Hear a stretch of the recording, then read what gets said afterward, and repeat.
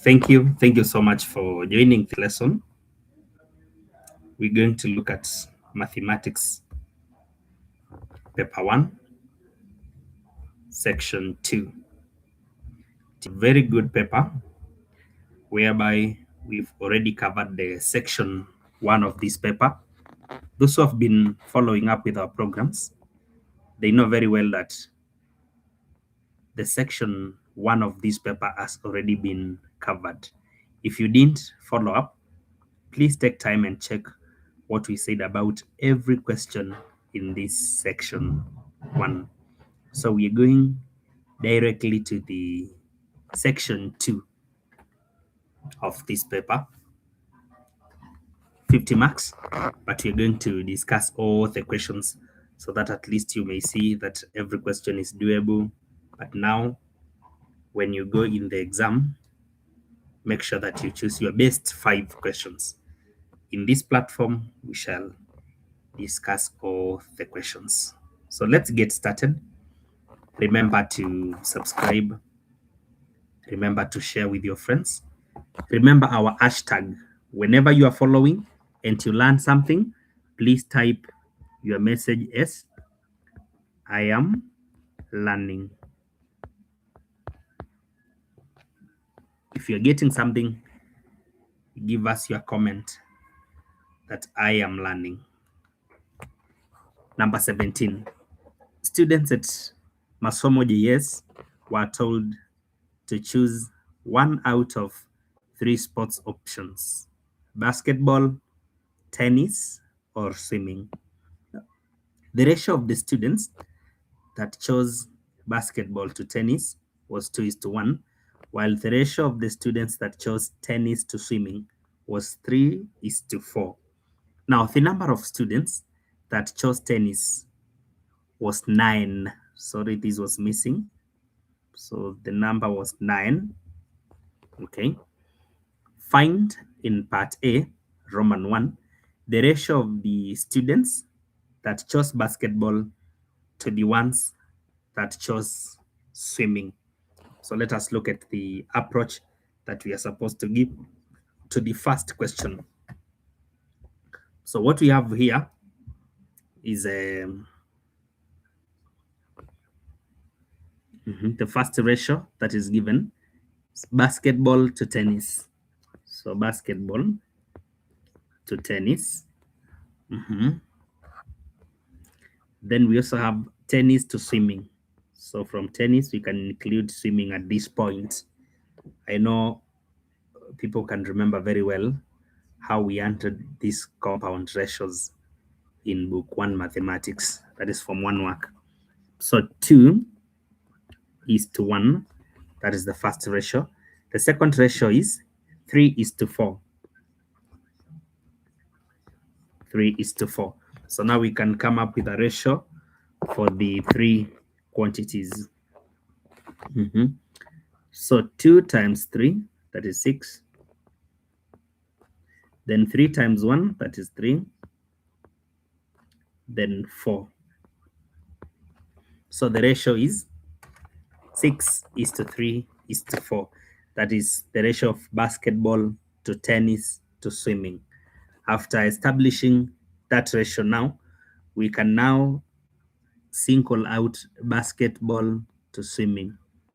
So basketball to swimming, the first proportion, which is 6, the last proportion, which is 4. So this ratio, because it is supposed to be in the simplest form, now we simplify from 6:4 to 3:2 when we divide by 2. And we get to the second question. In part 2, we are told that the new ratio, we find the new ratio of students that chose basketball, tennis, or swimming if 6 students withdrew from basketball and joined tennis. So first we can check the number of each of the activities. And this is how we're supposed to work it out. So we can say this, because the initial ratio is 6:3:4. Can you check the total proportions? 6 plus 3 plus 4. This is going to be 13 proportions. So if we want the number of basketballers, it shall be 6 proportions out of 13. This now we multiply by the total students. The number of students that chose tennis was 9. The number of students that chose tennis was 9. So which proportions symbolize tennis? The proportions that symbolize tennis is the middle proportion, which is 3. Yeah. So 3 proportions equals to 9. What about the 13 total proportions? 9 times 13 over 3. This gives us 39. So the total students that were choosing were 13. Total is 13. If total is 13, can we now say for basketball, we need 6 proportions out of the total 13 times 39, so that we get exactly 18. So we have 18 for basketball. When we go to tennis, it's already indicated. Tennis is 9. Then what about if 3 equals to 9? What about the 4 proportions for swimming? 4 by 9 out of 3. This is 12. So we are originally having a basketball 18, tennis 9, and swimming 12. Now we are being given instructions here, and the instructions say that we find the new ratio because 6 students are shifting from basketball to join tennis. So 6 left basketball and then joined. The 6 joined. The 6 joined the tennis. So can we now agree that the numbers in basketball, tennis, and swimming shall be in the ratio 12 after subtracting 6 from 18, 9 plus 5, 15, and this 12 remains unaffected. So the ratio now can simplify by 3 to give us 4. 4:5. 4:5 is to 4:5 is to 4. So that is the new ratio of basketball is to tennis is to swimming. It's a very good question. If you are getting something, please type "I am learning." Let us know if you are getting something from this particular presentation. Actually, I can even show you an alternative to Roman 2. I can show you some alternative. Let's check here. Can we say this? That the ratios are originally 6:3:4. Those are the original ratios. Then now 6 people are moving.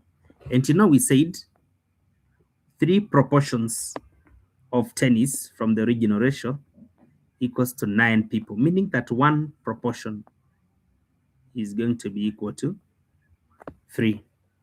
1 proportion equals to 3 students. This is the unitary approach, whereby I'm saying that the 3 proportions on tennis are represented by 9 students. If that is so, then according to the numbers that we have here, 1 proportion represents 3 students. Now, when it comes to the the number of students that are moving from basketball to tennis. How many are they? 6 students. So 3 students, 1 proportion. Then 6 students are corresponding to 2 proportions. If 1 proportion equals to 3 students, then 6 students that moved from basketball to tennis are 2 proportions. Original ratios 6:3:4.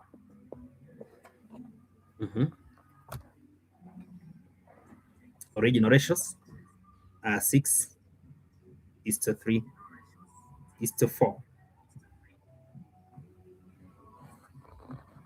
Now, if we are together in that distribution of ratios, can we agree that the 6 people that subtracting 2 proportions here and adding the 2 proportions, subtract 2 proportions from basketball, then for basketball, it becomes 4 proportions because there were 6.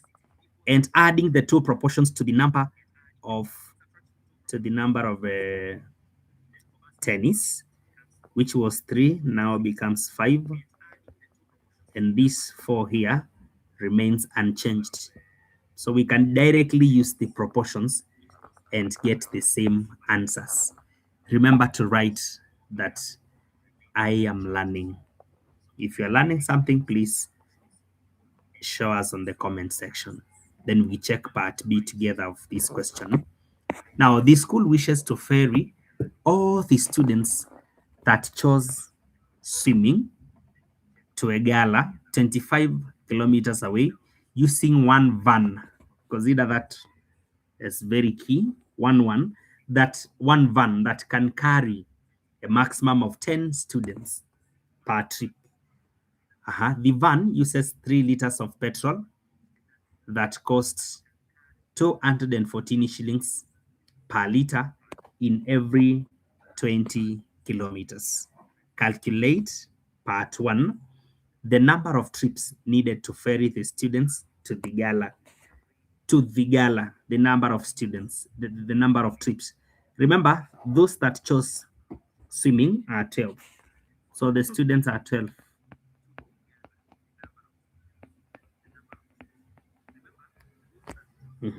Swimming students are 12. Now, this particular van can carry a maximum of 10. Underline the word maximum.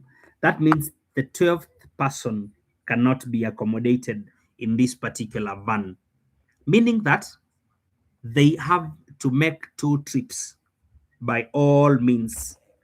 So it has to be 2 trips by all means. After discovering that it is 2 trips, now it is upon them to see how they will distribute the students. But the point is that the van cannot transport more than, it can't transport more than 10. Therefore, the trips must be 2. The trips must be 2, whether the first 10 and later 2, or whether the 12 are distributed into 6, as long as the van has not carried beyond 10, the trips must be 2. Yeah, the trips must be 2. The minimum number of trips must be 2. Then when we check part 2 of the same question now, we are told to find the amount of money that is required to fuel the van. Remember, this van is going to the gala, then getting back to the school to vary the second trip. So the total distance shall be 25 kilometers times 3.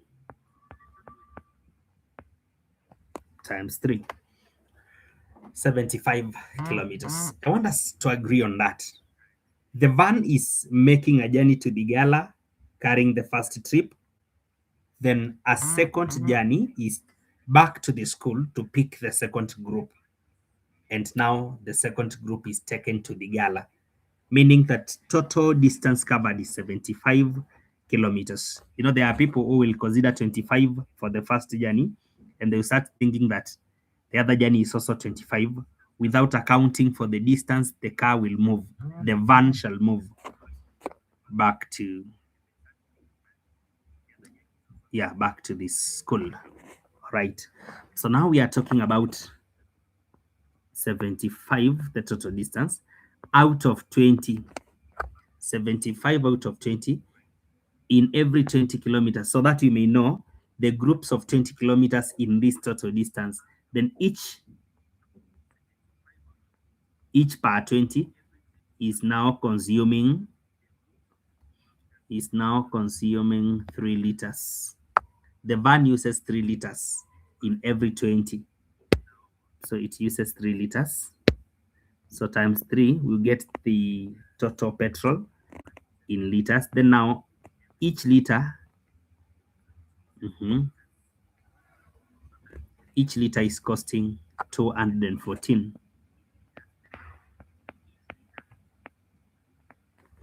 214. So we multiply this. 75 over 20 times 3 times 214. This gives me 2407. 2407 and 50 cents. So that is the amount in Kenya shillings that was spent by this particular van to ferry the swimming students to the gala. A very good question. Remember to subscribe, remember to share so that you may invite a friend. If you get something, please type I am learning. As we get to number 18, allow me to remind you of our holiday programs here, one-on-one over the April holiday. Kindly join us. Our number is already on the screen. We have very serious classes in mathematics, the 3 sciences, the 2 languages. We have a team of serious examiners who are ready to handle you in the sessions. So please take time and enroll. Take time and enroll. Then we also have the junior school timetable. If you have a brother, a sister, a friend in junior school, please invite them to our serious programs. Our number is on the board, 070415 3333. And for the whole period, our charges are very fair and considerate. So please reach out so that you may improve in your academics. Can we check number 18 now? Confirm that we are together. Please confirm whether we are together. Thank you. Thank you. Thank you for joining. I can see the number is increasing. Now imagine if you share this link with a friend so that each person who is already enrolled here brings one more person. Let us spread mathematics. Let us value mathematics, and we shall grow together as a community. Number 18, the equation of our straight line L1 is given as 2x plus 3y equals to 12. Now A and B are the x and y intercepts of L1, and M is the midpoint of AB. Find A and B, those are the y and x intercepts. Find part 2, the coordinates of point M. This is on gradients and equations of straight lines. We are supposed to know what it means by the intercepts. What does it mean by the intercepts? I want to sketch something here. I want to sketch a straight line. This is the Cartesian plane, the x and the y axis. Then if we got a line here, if we got a line like that, you discover the line is passing through a point P and also another point Q. So P and Q are points on the axis where the line is cutting the axis. So can we say that P is our y-axis, y-intercept, sorry. P is the y-intercept, the point where the line cuts the y-axis. Then Q is a point where the line cuts the x-axis. So it's our x-intercept. So intercepts are the points where the line cuts the axis. With the equation, there is something that we're supposed again to know. Look at the plotting that I have just done on this sketch. On this particular sketch, I would like us to agree, one, that any coordinate lying along the x-axis should be of the order x value, then a 0. If it cuts at this point, it will be coordinate 2, 0. The next value, 3, 0. The next value, 4, 0, 5, 0, like that. So the x-intercept is of this format. Then along the y-axis, the values of x are 0. Now, if the values of x are 0, then we can say that along the vertical axis, or rather the y-axis, then the coordinates shall be, they start with 0, then a y value. They start with 0, then a y value, meaning that we can start with the 0, 0, 0, 1, 0, 2, 0, 3, as we raise up the vertical axis. Now, let's get back now to our equation. We have concluded that along the x-axis, the values of y are 0. Along the y-axis, the values of x are 0. So now, from this equation, wherever we have the value of x, if we substitute it with 0, we shall get y-axis in this manner. If we say 2, and instead of x, we substitute a 0, plus 3y equals to 12, we shall get the coordinate of y at the point when x is 0. So 0 plus 3y equals to 12. If 3y equals to 12, then y will be like that. Therefore, point A, these are points. So when we talk about point A, okay, that is y, sorry.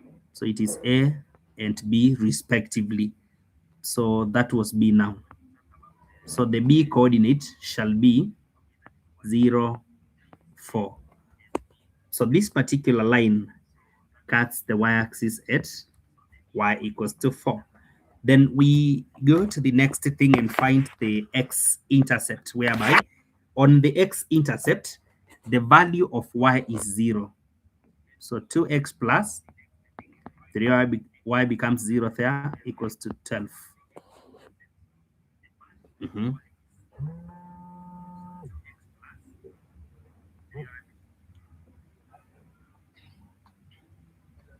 Hello. I'm in a presentation. Kindly call after 1 hour. Sorry for that interruption. Sorry for that call.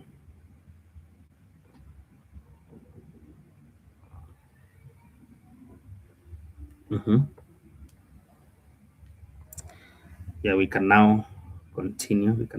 Thank you. Thank you for staying around.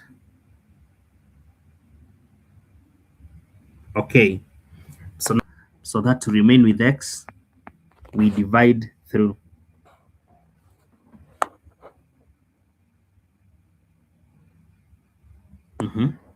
To divide with x, so that we may remain with x, we divide through by 2. This becomes 6. If the value of x is 6 when y is 0, then it means this is at 0.6. And the coordinate of A shall be 6, 0. So we have the coordinates of A and B, and we can proceed to find the midpoint. You know, coordinates of midpoint are given by the first x plus the second x over 2, the first y plus the second y over 2, meaning that for us to get the midpoint, we need the first x, which is a 0 and 6. The second one is 6 over 2, comma. Then first y and second y, 4 and 0 over 2. This is 6 over 2. 6 over 2 gives us 3. 4 over 2 gives us 2. So the midpoint of the line AB, midpoint of the line AB, you know, we've said that this line cuts the x at A and the y at B. So line AB as a midpoint M, which is coordinate 3, 2. I hope you've seen how we come up with the midpoint. This is the formula for midpoint. It's also good for you to know that midpoint is covered under vector 1. Form 2 work, the last topic. So that is a bit different from equations of straight line, but a serious application which goes in hand with the equations of straight lines. If you're learning something, remember the hashtag I am learning. Thank you, Charles. I can see you are learning.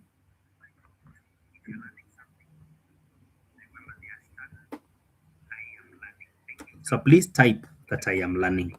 Part B. Another line L2 is perpendicular to L1 at M. Okay. Point P is on the line L2, and the equation of AP is given as 7x minus 9y plus 36 equals to 0. Find part 1, the equation of L2 in the form y equals to mx plus c. Can we check first? The first equation of line 1? It's here. 2x plus 3y. 2x plus 3y equals to 12. Can we remain with 3y at this point? Equals to 2x becomes negative on the right hand side. 12 is already on the right hand side. So to remain with y alone, we have negative 2 over 3x plus 12 over 3 also. That gives us 4. Now, if the equation has been organized in this order, equation for line 1 in this order, remember when a general equation is in this order, we usually say that the coefficient of x, which is the value of m, gives our gradient. Therefore, the gradient of the first line can be extracted as the coefficient of x, which is negative.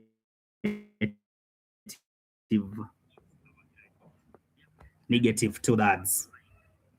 Negative 2/3 is the first gradient. Now, we are told that line 2 is perpendicular to line 1. Okay. Line 2. Sorry for some interruption. Confirm that the network issue is not affecting our screen display.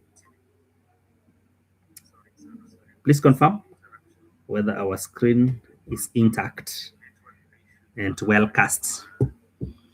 So now that line 2 is perpendicular to the first one, then there is a relation between the two gradients. Gradient 1 should give us negative 1 for two perpendicular lines.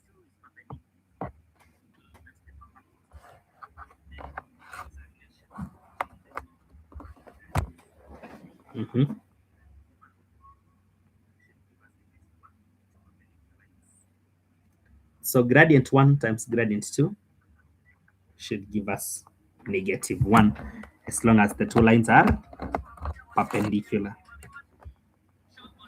So if that is so, then allow me, I want to check something on our network. Checking something on network.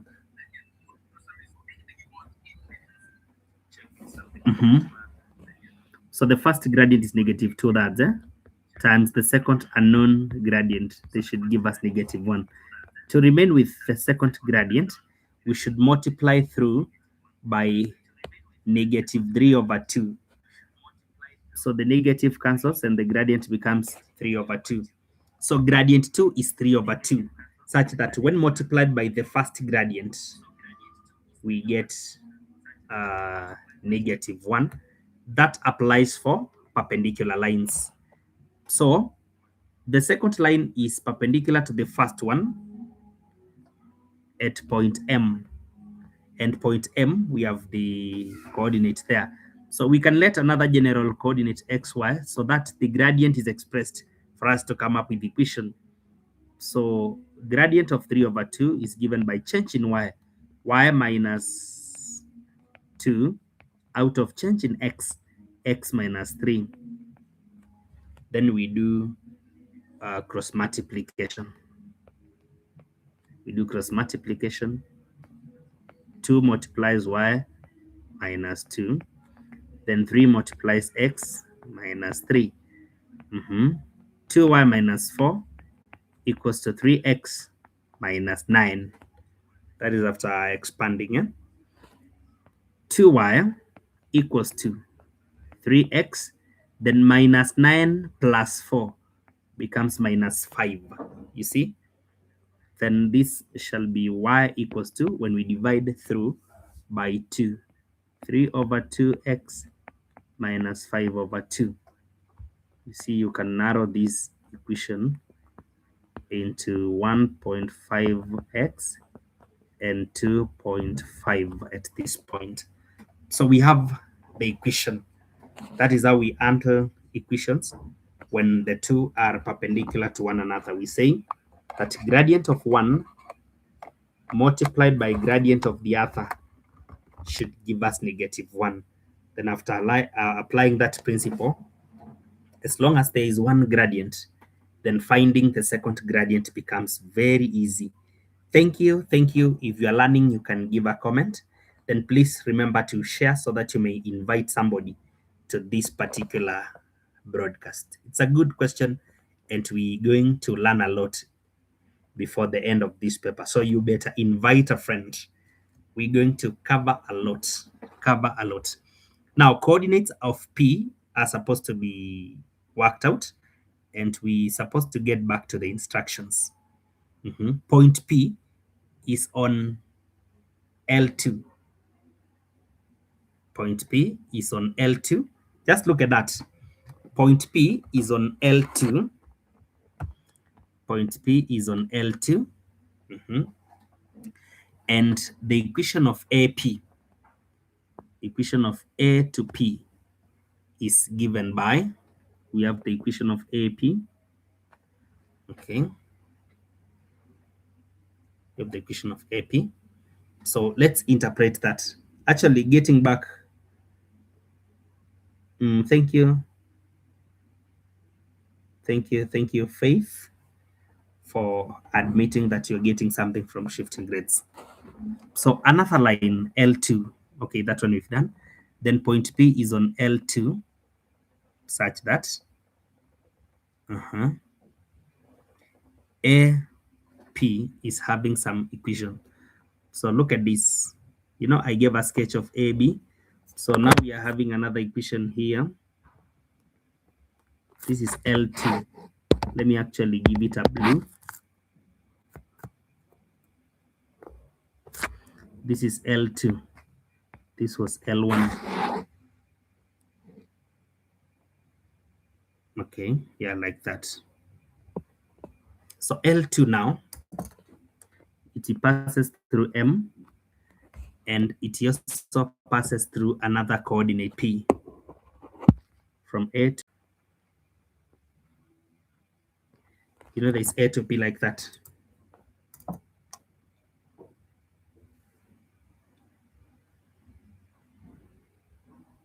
Somebody is asking me, which grade are you teaching? This is mathematics paper 1 in preparation for KCSE. We are not teaching any grade. We are teaching forms, Form 3 and Form 4. It's a paper 1, and anybody in Form 3 or Form 4 can work it out. So now look at this. I want you to conceive this information very well. Line A, L2, we have the equation already worked out. Then line AP now has been discovered. It is also having an equation here. the line, the equation of AP is here. So because point P is on line 2, because point P is on line 2, and the equation of A to P is known, then it means line AP is intersecting. Line AP is intersecting L2. AP intersects L2.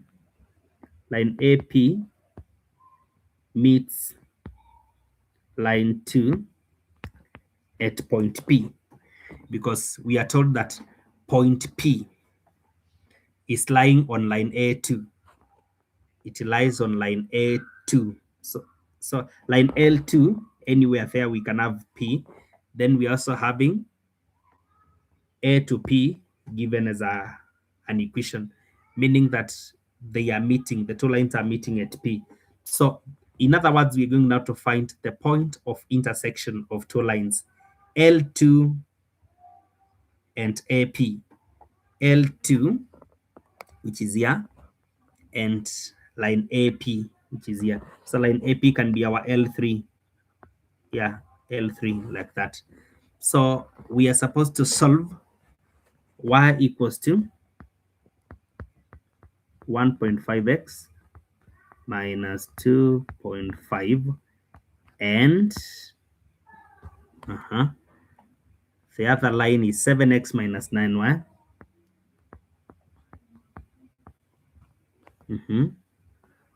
Plus 36 equals to 0. Like that. So we can use substitution method, whereby, because in equation, in the first one, the value of y has been expressed, then we can say 7x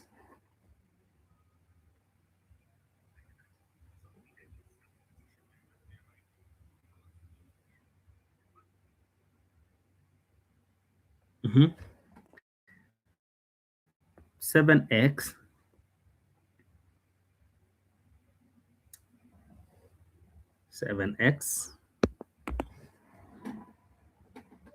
sorry, I can see the network is really interrupting at some point, but you know what, we must learn.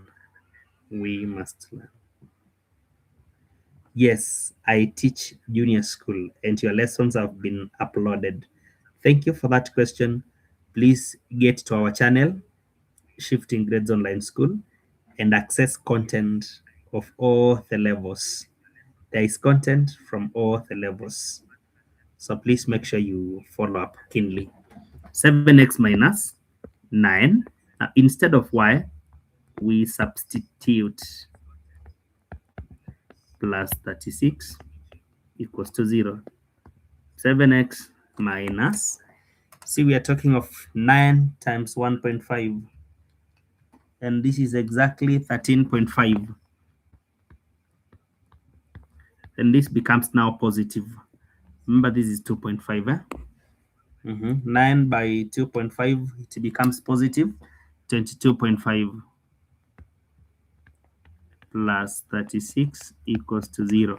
Now, when we start grouping terms together, ladies and gentlemen, we shall be having, this is x, sorry. So we shall be having 7 minus 13.5. This is negative 6.5 x, and this is equivalent to what? We are already having 22.5 plus 36. It becomes 58.5, which is positive. So we can make it negative on this side, 58.5. To get x, we divide through by 6.5. This gives us exactly 9. So the value of x is 9, meaning that the value of y can now be obtained by saying that y, according to the first equation, 1.5 into 9 minus 2.5. So 1.5 into 9 minus 2.5. This is exactly 11. So now the point P of intersection shall be the x coordinate comes first, then the y coordinate should come next. So 9, 11. A very good question. I like the setting of number 19. I like the setting of number 19. Number 18, sorry. That was number 18. So can we now proceed to number 19? And do you remember our consultation line?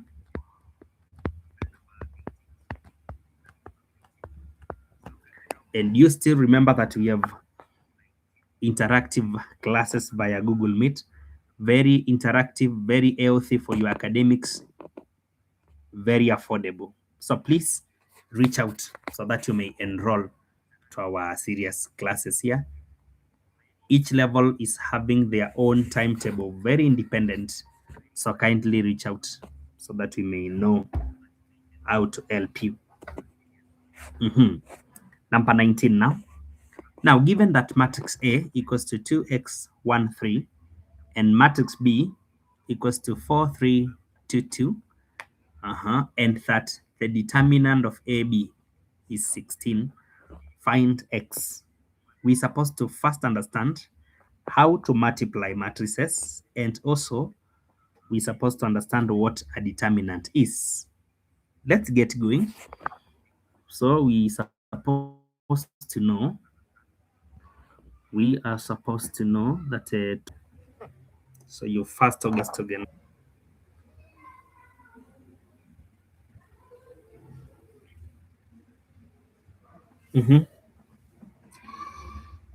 Yeah, are we together in that ordering of the matrices?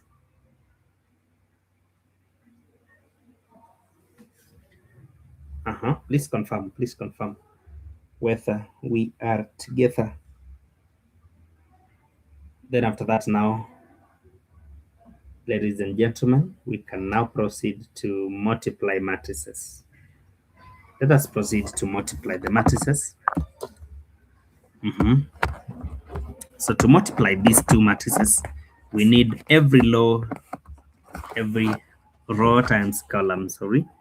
So this row is supposed to multiply the first column so that we get the first element on the answer matrix. So 2 by 4 and x by 2. This gives us 8 to x. The same row by the next column to give us the next answer on the answer matrix. 2 by 3 and x by 2. 2 by 3, x by 2 gives us 6 plus 2x, like that. Then we have this complete row here, times the same columns. So 1 by 4 and 3 by 2. 1 by 4 is 4, 3 by 2 is 6. That becomes 10. 1 by 3, that is 3, and 3 by 2, that is 6. So we get 9 at this point. So that is the answer matrix with the known elements. We are also told that the determinant of AB, that is now the product of A and B, is 16. How do we get determinant? Determinant is the product of the elements in the leading diagonal. That is called the leading diagonal, the main diagonal, top left to bottom right, minus product of the elements in the other diagonal. We get exactly 16. So when we pick 9 times 8 plus 2x, then we subtract 10 times 6 plus 2x, we are supposed to get a determinant of 16. So that's how we express the determinant of 16. From this point now, we shall be able to open brackets, we group terms together, then we find the value of x. Thank you for following. So you see, 8 by 9 is 72. Is that okay? Plus 18x minus 60 minus 20x equals to 16. Can we group terms now? 18 minus 20 becomes 2x. Then we have 72 minus 60. becoming 12. Then the 12 should be added on the right. The 12 should be subtracted, sorry. Or we can just have it slowly. 72 minus 60, we get 12 equals to 16, okay? Remember 18 minus 20 became negative 2. That is what I want you to understand now. 18 minus 20x, then 72 minus 60, we get positive 12. So negative 2x equals to 16 minus 12. 16 minus 12 will give us positive 4. So that the value of x shall be, when we divide through, ladies and gentlemen, then it means we shall get negative 2 as the value of x. If you are learning, please remember to leave your comment here. Type I am learning. Okay, after getting x, allow me, even before I go to part b, the product of a times b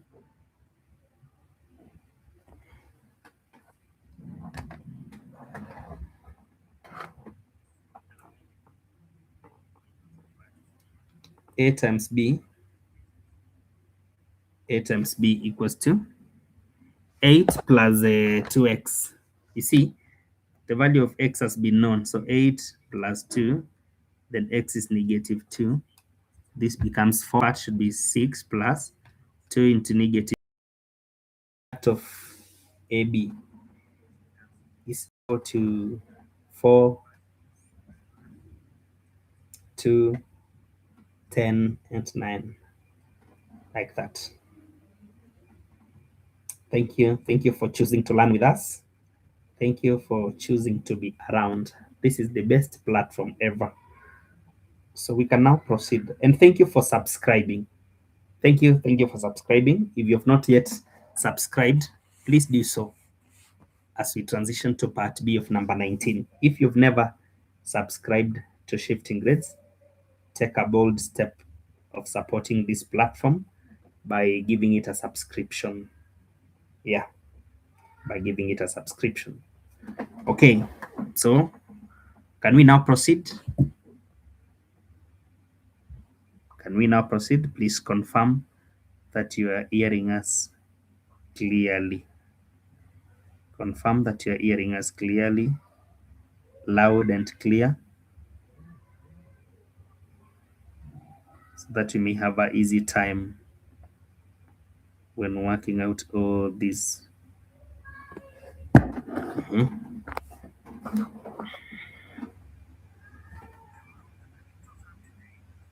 Now, Makini School.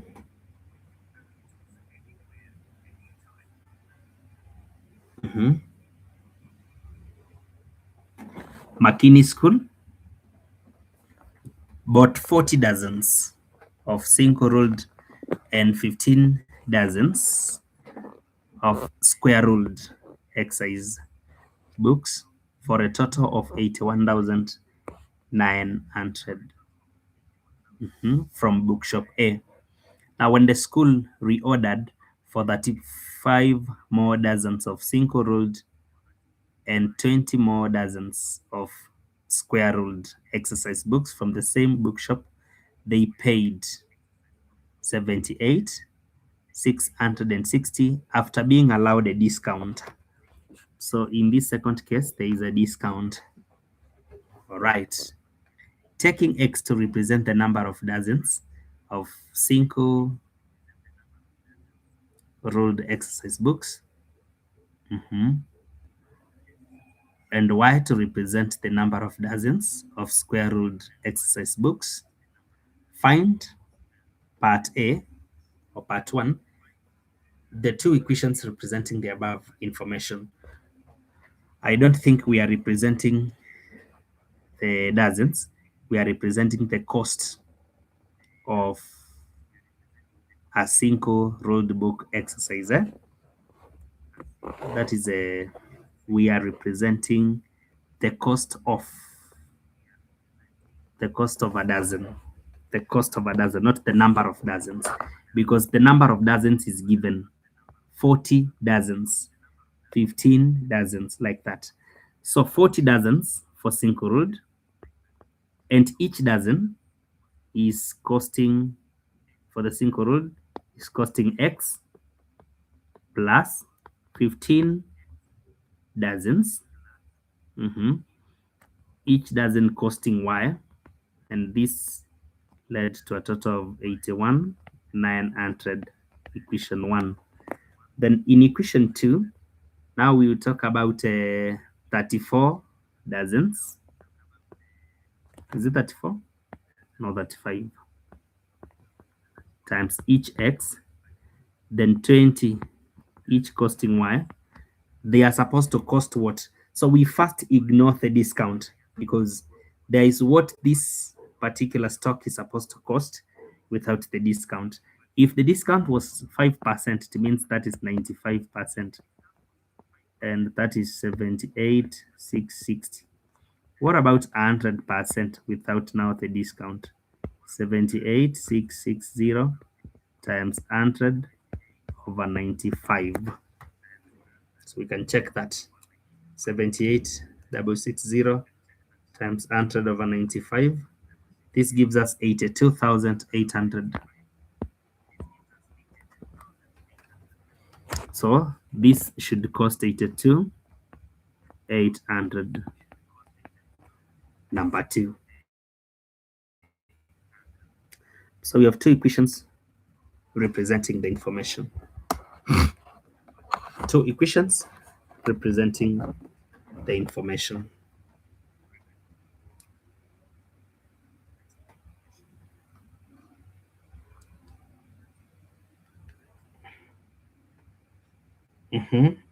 If you're learning something, type I am learning. We now proceed to part 2 of the same. Now, find the cost of each single ruled exercise book and each square ruled exercise book before any discount is allowed using matrix method. Using matrix method, the first thing that we're supposed to do is to extract the matrix equation. Matrix equation has three matrices, whereby we have coefficients matrix, that is a 40, 15, 35, 20. Then the variables matrix, xy, this is equal to 81,900, 82,800. So we have now the matrix equation. Matrix equation, which is usually obtained from the linear equations. So we have extracted the matrix equation. The next thing is to determine the determinant of the coefficients matrix. So det of coefficients matrix shall be 40 by 20. Those are elements in the leading diagonal, minus 35 by 15. What do we get there? 40 by 20 minus 35 by 15. This gives us 275. So now, for us to get the determinant, okay, that is the determinant. For us to get what we usually call the inverse of this matrix, the inverse of this matrix shall be, we change 20 and 40. Then for 15 and 35, we change positions.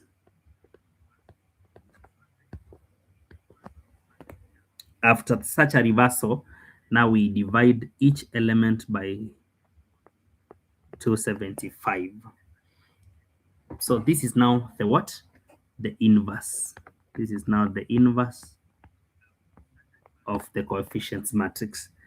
After finding the inverse of the coefficients matrix, we now we pre-multiply the matrices now, such that the first matrix becomes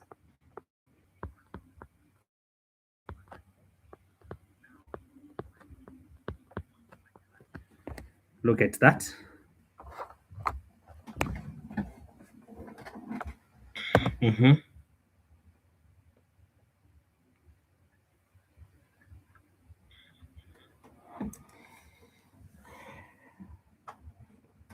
Okay, so we are talking of the inverse of the coefficients matrix, which is here, times the coefficient matrix, the variables matrix, equals to, we start with the same inverse times the constants matrix.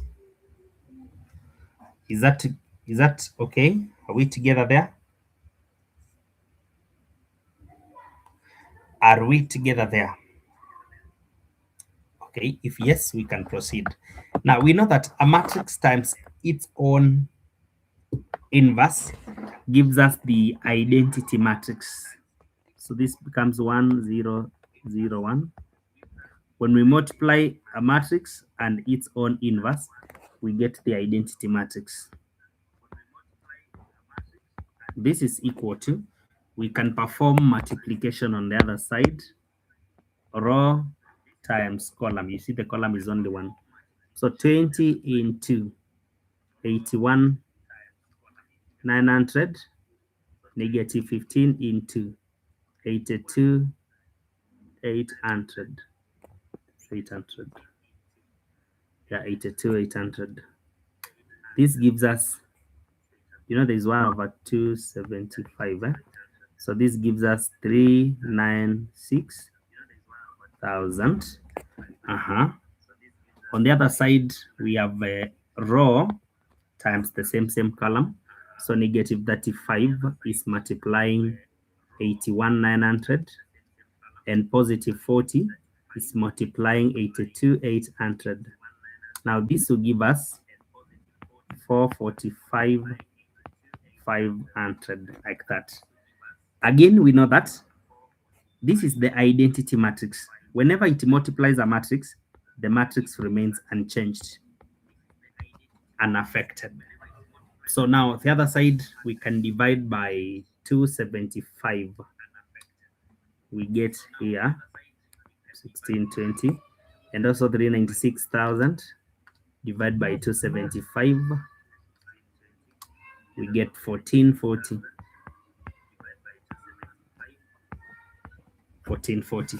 So X was the price of what? X was the cost of single ruled. So single ruled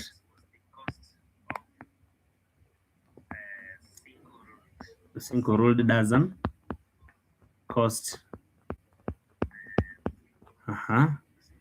Then squared dozen cost 1620. So we've gotten X and Y respectively. That's a very good question. A very, very good question. Comment that I am learning. If you are getting something, please comment that I am learning.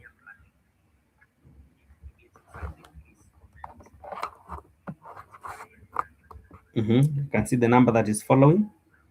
Please, we are now entering number 20. We are almost at the mid of the paper. That means we are here. We are here to stay. We have a lot to cover. A lot to be covered. So invite somebody. You will still find us reading this question. Invite somebody to this broadcast.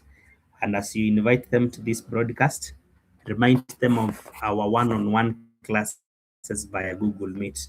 Google Meet is be in a position to ask me questions and to respond to questions. So it shall be a very interactive session. Very, very interactive. So I prompt you to try us. Please try us. 070415 3366. A bucket is in the shape of a frustum of a cone. Now, the base radius of the bucket is 15 and is filled with water to a height of 30 centimeters. Now, we are told that the radius of the water level in the bucket is 20 centimeters. Taking pi to be 3.142, calculate part 1, the quantity of water in the bucket in liters. That means we are finding volume first, then converting the volume into capacity in liters. So let us check volume first. You see, this is a bucket.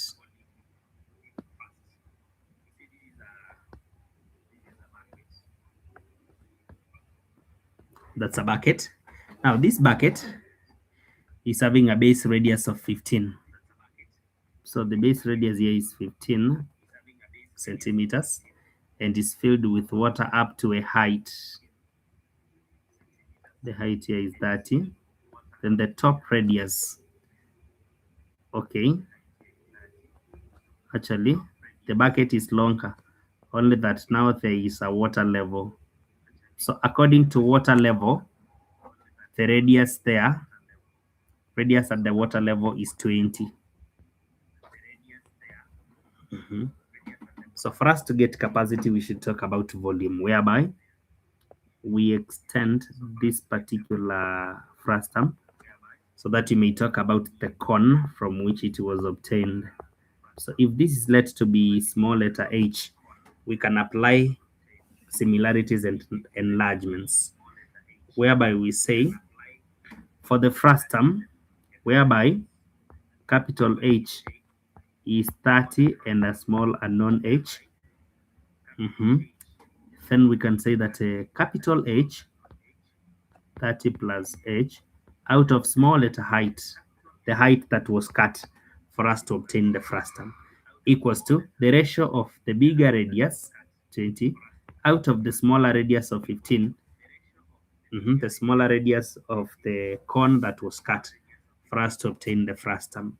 So this shall be cross multiplication 20h equals to 30 by 15. Is it 450? Yes. 450 plus 15h. This is a 5h equals to 450. The value of h equals to, is it 90? Yes. So small h that was cut away is 90. If it is 90, then we can now talk about volume. We can talk about volume now.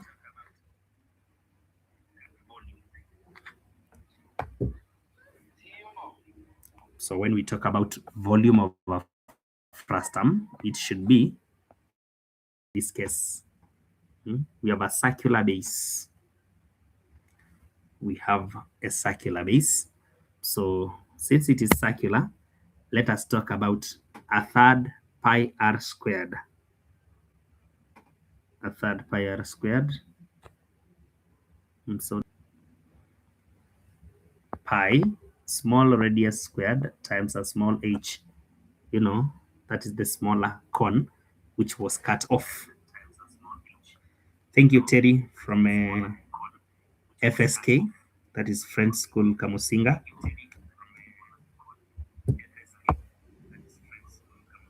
Please ensure that you share this with your friends. There are some people here who have a lot of classmates and schoolmates, but they are not inviting them to Shifting Grades Online School.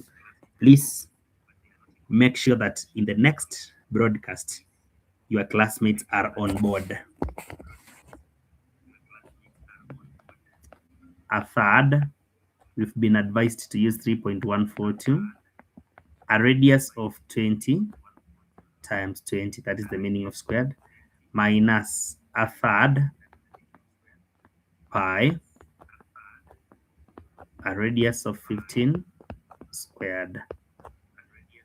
Can we get the first volume for the bigger cone?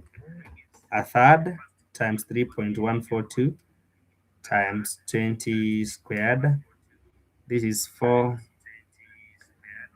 418 14 over 15 minus a third pi r squared. This is exactly 235 13 over 20. So let us check this. Let us check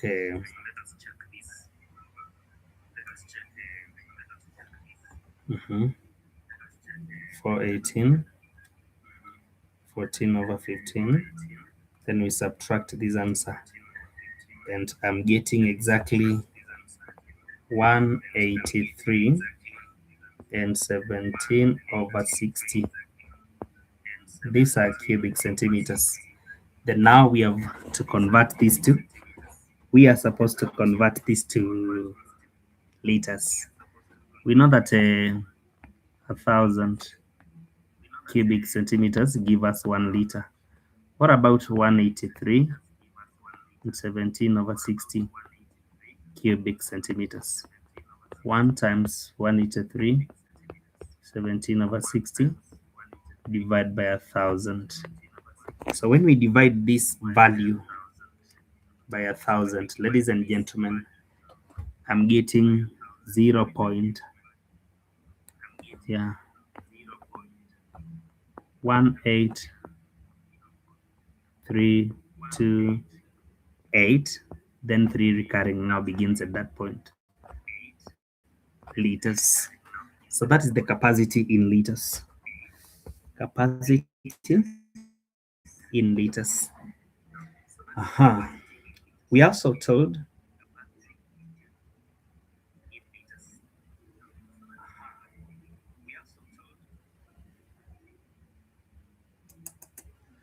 there is something here that we are not even serious with. After getting the height of 90, we even forgot that we were supposed to replace it in the formula. Sorry for that. And you guys are not correcting that in the comments. Just check this.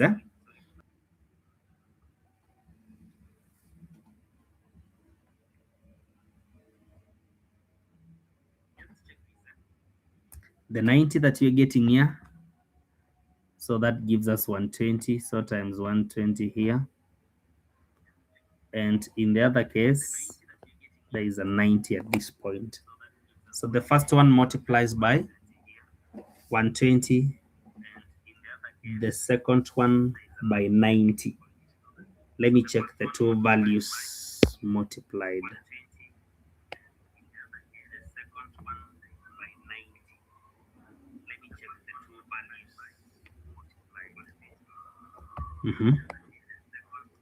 So we're going to get slightly some different values from what we had gotten. A third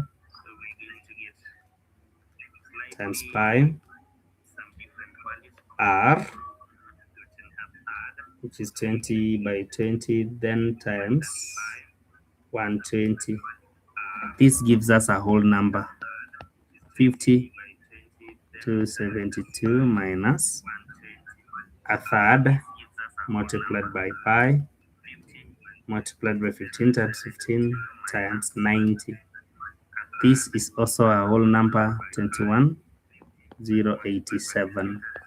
When you subtract 50 to 72, you are getting 29,185. These are cubic centimeters. So to convert this, we divide by 1,000, so that we get 29 liters, 0.185. Yeah, 29.185 liters. That is it. So we can proceed now to part 2, which is on a surface area of the bucket that is in contact with the water. You see, bucket is just, the bucket is like this. So we are having a bottom surface because it is the one holding the water. then the walls of the bucket, but the top, there is no surface that is in contact with the water.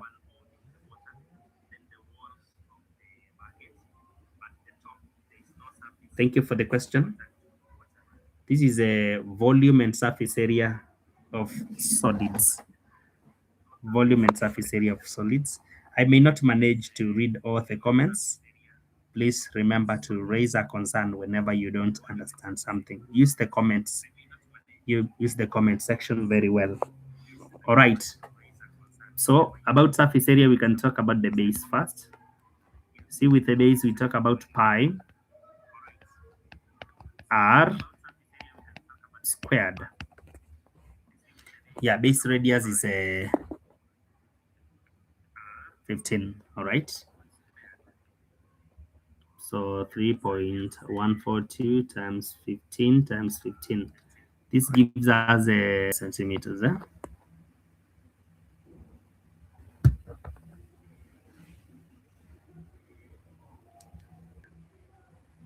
Square centimeters. Out the curved surface, whereby we just supposed to remember this, that this backpolar cone has a height of 90, original cone has a height of 120. That way, original 120, smaller 90. So we can get slanting heights in this case. Slanting heights because we are already having the radius here is 20 and 120. So using a vertical height of 120 and a radius of 20, we can get capital L, which needs 120 squared plus 20 squared. Then we take square root. So capital L, original slanting height, should be 120 squared plus 20 squared. We find square root. This is a 121.66 or 655 centimeters. Then the smallest landing height of the smaller cone shall be 90 squared plus 15 squared. We find square root. 90 squared plus 15 squared. We find square root. This is going to be 91.24 centimeters, meaning that now for us to get curved surface area, we need to talk about pi RL for the original, pi RL, small letters, for the smaller cone that was cut. So pi R L121.655 minus pi a radius of 15 and a slant 0.24 are multiplying.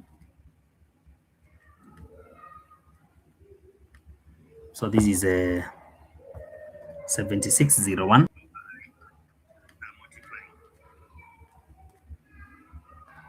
To be 33.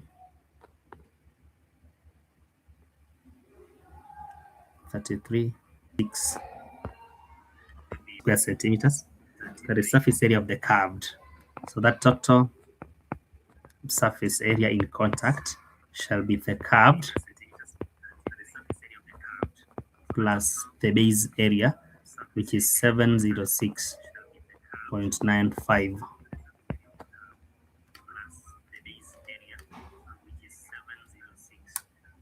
So this is a 4007.81. Yeah, 81 square centimeters. So that is the final answer. We're supposed to remember that surface area of the curved surface of a cone is pi RL. And because we are dealing with a FRUSTUM, it is pi RL original minus pi RL, the smaller cone that was cut. When it gets to volume, it is a third pi r squared h. H is the capital. We start with the capital, then we get to the small for the smaller cone. And for the volume, we're talking about the vertical heights, specifically the vertical heights. So that is it. We can check part B. Part B of the same question. Part B of this question. Now we are told to find the volume of water find the volume of water if added into the bucket, it would give 10 centimeters rise in the water level. 10 centimeters rise in the water level. This is a very good question, yet technical. You see, in this bucket now, we want to change the water level such that it changes from where it is to a new height. Still remembering that this is originally from a cone. So we're talking of the bucket. Now the bucket changing the water level such that the height rises. The capital height was 120. So we want it increasing by what? By 10. The height by 10. If it shall become, the height shall become exactly 130. The height shall become exactly 130. So we need none when the water volume has increased by 10. Let me check whether you are still following, you guys. This is a very good question. That's why I want you to follow keenly. Don't just rush into trying out. Please don't just rush. Don't just rush. Don't just rush. Yeah. So we can all see something there. We can all see something there. That there is an increment of 10. Meaning this, ladies and gentlemen, it should also lead you to conclude that there is a new radius of the water level at that point. You see? There is a new water level. So we can use a linear scale whereby we say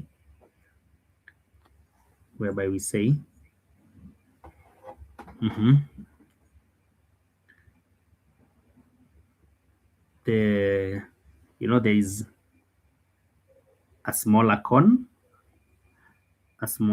here, which is having 120 and 20 as the radius. So now we can use ratios of the vertical heights. 130 out of 120 should give us the ratio that is given by the radius of the radius when height is 120. Then we cross multiply 120 by r equals to 20 by 130. To remain with r, we pick 20 times 130 out of 120. And this gives us 21 and 2/3 centimeters. So the radius is now 21 and 2/3. If that is the radius, now we can find volume of the total water. Volume of total water. So volume shall be 1/3 pi radius times height 130. So we're using 1/3 pi answer squared times 130. So I'm getting now the new volume is 63,916.425 or 43 cubic centimeters. So when the water increases by a height of 10, the new volume becomes this. So how much volume has been added? It was, you see the volume is this. When we use a cone, whose height is 130. So we have to subtract the volume when we use a cone whose height is 120. Yeah, whose height is 120. Volume when height is 120. So it is exactly 5272. 52 added. How much water is being added? 5272. So I'm getting 13,644.43. So this is the water that gets added. Now look at this recap statement. This is water that gets added so that the volume raises by 10. The volume in the container raises by 10. So the volume that you are finding is this one. That's why I've picked volume when the height is 130 centimeters and radius 21 and 2/3. Remember, this one is supposed to be squared. I've squared in the calculator, sorry. So I've used volume when height is 130 after increasing by 10, and radius 21 and 2/3. I got the volume. That is total cone. Minus now when the cone had a height. Minus volume when the cone had a height of 120 and radius 20 centimeters. And that one we had worked out. So we didn't have to work it for a second time. So subtracting that gives us now the volume of the water that must be added for the volume to change by 10. That's why I originally said that changing by 10 made the volume 130 centimeters. It's a very technical question, and I know it has several other approaches. Yeah, there are other ways we can use to get the same. A very good question again in number 21. A very good question in number 21. Let us see. We are told that the marks scored by 40 students in a test were recorded below. These are marks of 40 students. Starting with a class, starting with 3 and using a class interval of 4, develop a frequency distribution table. So you will allow me, please, you shall allow me, because I can see the space is limited, just allow me change the structure of the classes and interfere with the spaces downwards. So we shall have the classes calculated there. Then I introduce a tiling column. Then after that, I can have the frequency now compiled. Yeah, you can have the frequency compiled. That is what you call a frequency distribution table, whereby we talk about the class, tally column, then the frequency. Type I am learning on the comment section. Type I am learning. Okay. At this point, we are now already instructed with the mark to start with, starting with 3 and interval of 4. So when we start with 3, kindly confirm whether we are together up to that point. Which application is this, sir? Okay, I'm simply sharing the first time now I'm getting your question. Well, somebody is asking about the application. I am simply live streaming my screen. the paper is simply saved in the desktop, not the desktop, but my laptop. So I just somebody is asking me whether it is a must we draw the tallying column in an examination. But I want to tell you the truth. It is not a must. Now that it is not a must, then when we'll be working out this question, you will now conclude that it is good to draw it. Even if it is not compulsory, it is good to have it. Very good to have it, because it helps you to be very accurate. Just look at what I'm going to use it for. So we have now seen, the class interval is given by upper boundary minus lower boundary. The lower boundary is known because we have written 3. But now the upper boundary is not known. That's why we have added 4. So that you get 6.5. If the upper boundary is 6.5, then the limit is 6. From there now we proceed to from 7 to 10, from 11 to 14, from 15 to 18. Just check the intervals very well.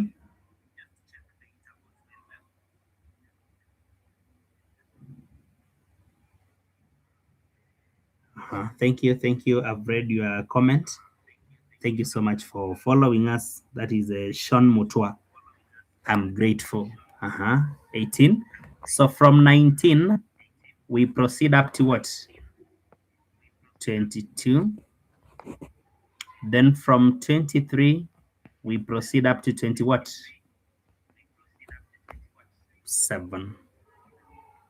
No, 27. Sorry. We proceed up to 26. Yeah, because from 26.5 to 22.5, there's the interval of 4. I hope we are together up to this point. It is my hope that we are together up to that point. Do we have marks that are above 26? Yes. So 27 all the way to 30.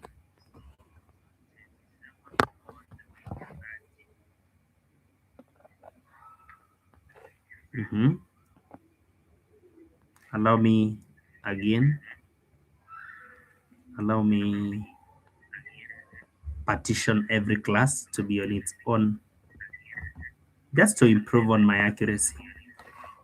Just to improve on accuracy. I'm partitioning my classes now. Every class is now on its own. Okay, let's get now to the answering of this question. I want to request you to be very careful. The person who was asking whether the tallying column is important, please watch the video now onwards. So we mark every value and we place it in its respective class using one stick. So if it is 19, we go to the class where 19, 16, there's some network error. Sometimes it might affect my side.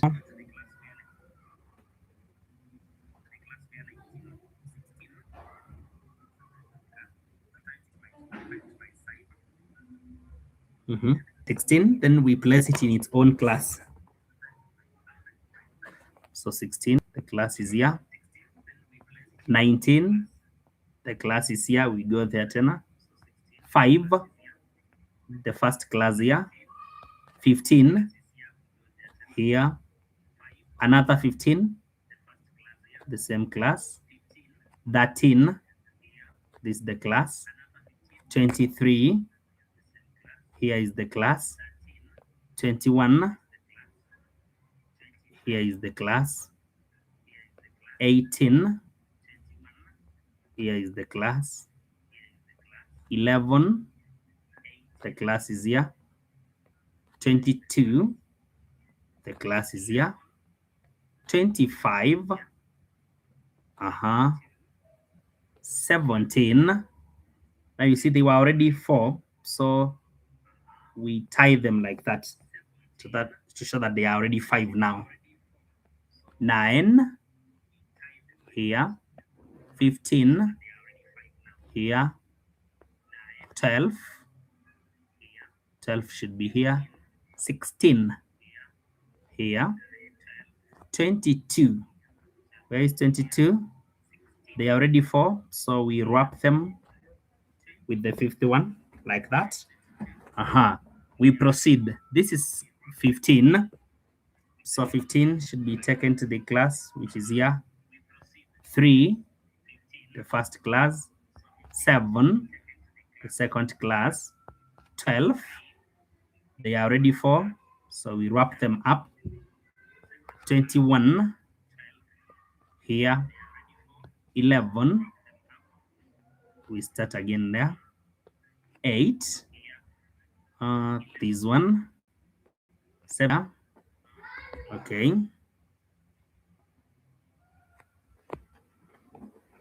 Sorry for that. You can see us. Can we get to the next value? After 17, we go to 11, right? So 11, here is the class. 12, here is the 18, we place there. 24, here. 10, we wrap them like that. 14, we wrap like that. This is 29. 29 lies the last class here. So you see now, we have the tally column. So we can now compile the values. These are only 2. This is exactly 5. This is a 5 and 5, 10. 5, 5 and 2, 12. 5 and 2, 7. This is a 3 sticks only. This is only 1. So we can now see our frequency distribution table. We can now see our frequency distribution table.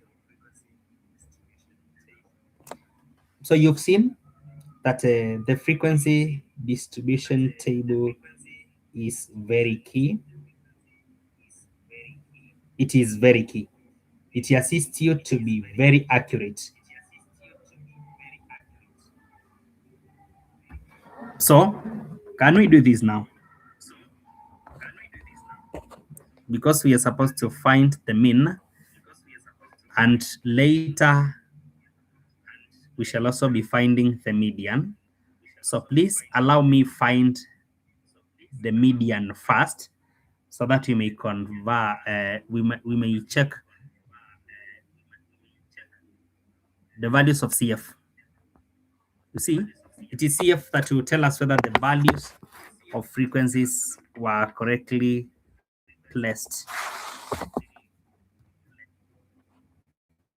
So we are establishing the CF column, the cumulative frequency column.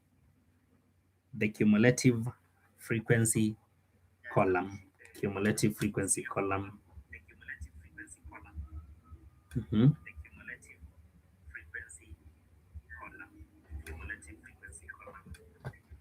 So now, then from 7 we add 10 to 17. Is that okay? From 17 we add, from 29 we add, from, see now, we are having the CF columns. So how do we get median of a grouped data? Median is given by lower boundary plus total frequency over 2 minus cumulative frequency just before, out of frequency of the median class, everything multiplied by the class interval, or rather the class width. So the first thing to do is to identify the median class. Median class should be the total frequency, which is 40 over 2. 40 over 2 gives us 20. So we are supposed now to check where 20 lies. Supposed to check where 20 lies on the cumulative frequencies. So cumulative frequencies, this is the first one is just 2, this one is 7, this one is 17. We proceed until we see where the 20th student has been accommodated. So if this is 29, then it means the 20th is in that class. So this becomes our median class. That's our median class. Now, with our median class, we can now get to the formula. The lower boundary of this class, if the limit is 15, the boundary is 14.5 plus 40 over 2 minus cumulative frequency just before this class, just before. So it's a 17 out of frequency of this class, 12. That is just 4. You see, we have already substituted. I'm still waiting for a comment.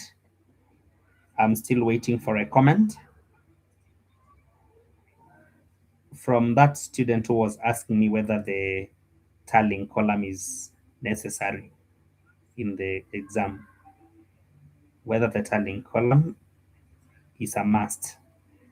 I hope you've seen how essential it is. Anyway, we can now substitute in the formula. 14.5 plus 40 over 2 is 20 minus 17, we get 3. So 3 times 4, then we divide by 12. We are getting exactly 1. This is a wonderful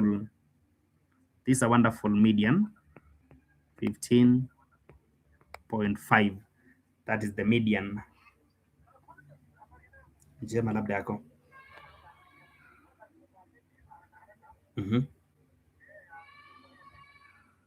Okay, andika 73, 73, 56. All right, karibu.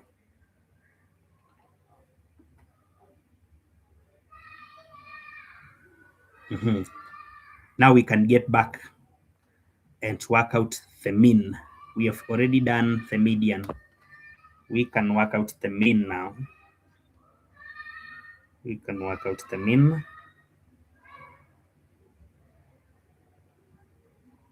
We can now work out the mean. We said I pardon on how to find C, cumulative frequencies. Cumulative frequencies, the column is there.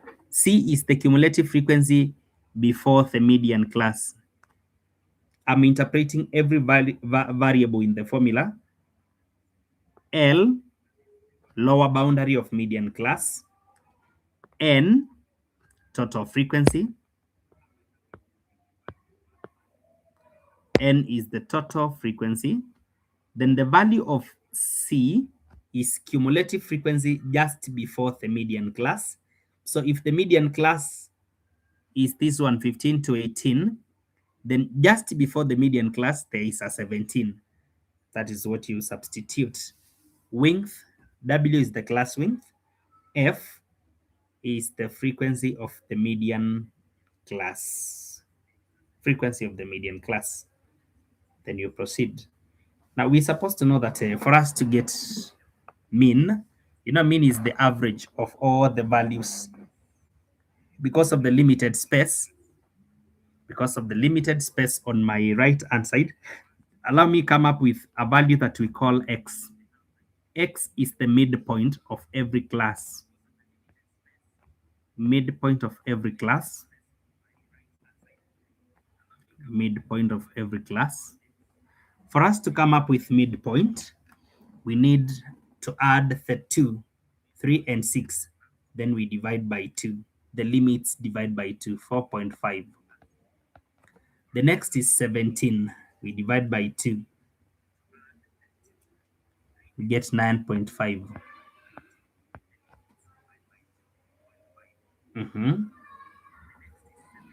The next is 25. Divide by 2. Yeah, 12.5. Just like that. We go to 33 divided by 2. Is it 33 divided by 2?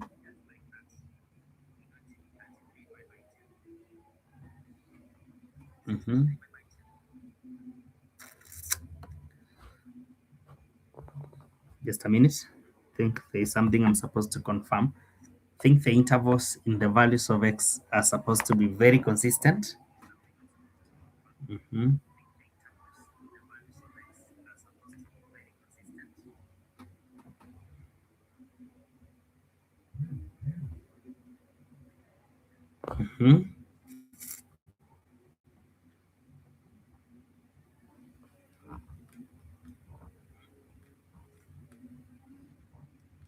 16.5. Okay, so 19 and 22. Then we divide by 2, we get 20.5.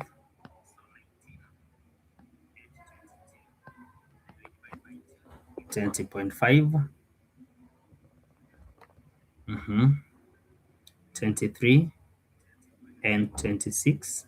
Divide by 2, 24.5. We're also having 27 and 30. Divide by 2, 28.5.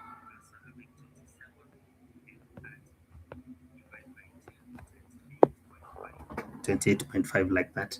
So I don't know why the first 3 intervals are not the same. You see from here to here is 4. We're adding 4 throughout. But now the first 2.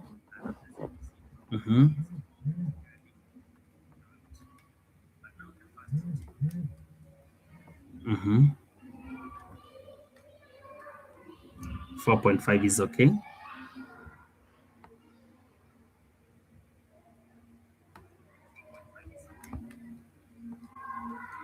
That should be 8.5, yeah.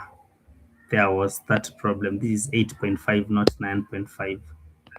8.5, yeah. You see, all the intervals are now the same, and we have gotten our values of x. So each class now is going to be represented by the midpoint. So there, for example, look at the class 15 to 18. We are having 12 students there, ranging between 15 and 18. So we assume that the 12 of them have scored 16.5. So that's why we say we are estimating the mean. We don't actually work out actual values. It's an estimate of the mean, simply because we are assuming that the 2 times 2, the two of them are having 4.5, yet they are just between 3 and 6. So that gives us now fx, that becomes 9. The next should be 8.5, and how many are they? 5 of them. Frequency is 5.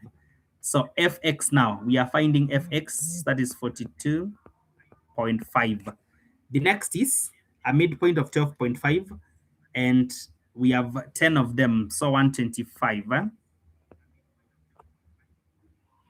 The next is a 16.5 multiplied by how many are they? 12. This is 198. The next is a 20.5. How many are they? 7. So 143.5. The next 24.5. How many are they? Only 3. 73.5. 28.5 multiplied by 1, it remains 28. The max, we call it sum of fx. Sum of fx.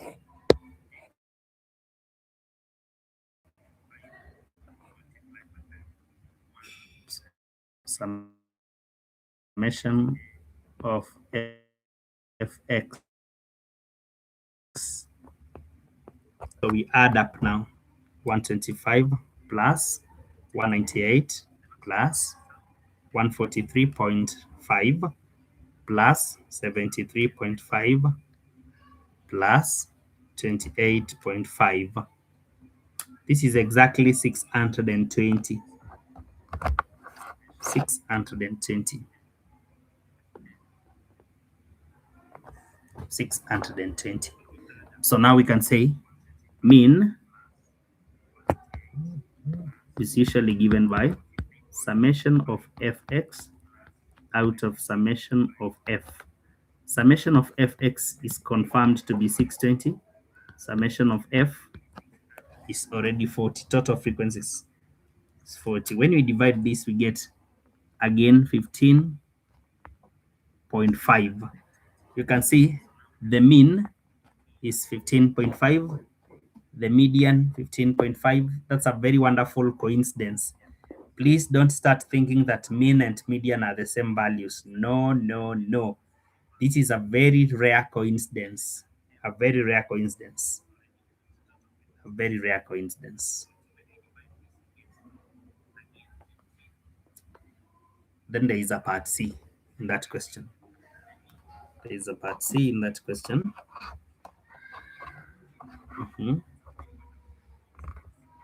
Now part C says this, on the grid provided, draw a frequency polygon to represent the information. You know, there are statistical graphs that are very crucial. For example, frequency polygon and also the histogram. Then when we get to paper 2, we talk about the ogive, which is also called cumulative frequency curve. So those are graphs that you're supposed to know how to go about them at any given point, as long as you are a candidate or a pre-candidate. You can't just stay without knowing how to draw frequency polygons and how to do the frequency polygons and also the histograms. Just to do a recap, to draw histogram, you need frequency against the boundaries. For you to draw frequency polygon, you need midpoints. Yeah, you need midpoints. For you to draw what you call the ogive, you need what you call cumulative frequencies against the upper boundaries. Cumulative frequencies against the upper boundaries. So let us see now a suitable scale that will help us to draw. You know, the y-axis has been indicated already, meaning that the examiner knows that there is a quantity to lie there, then another one to lie on the other axis, the x-axis. So on the vertical axis, I've said we need frequencies there. Frequencies are ranging from a frequency of 1, the highest is 12. So when we use the intervals of 12, we may not accommodate everything. So we can start from 0 and use intervals of 2, then 4, 6, 8, 10, 12, 14, like that. Because when we use intervals of 1, we may not accommodate every frequency. Then allow me use upper boundaries. You know, for frequency polygon, we need midpoints. So I want to first establish the bars that represent histograms. Then now at the mid of the bars, we connect. The mid of the bars, we connect. But it's good actually to get used to frequency polygons.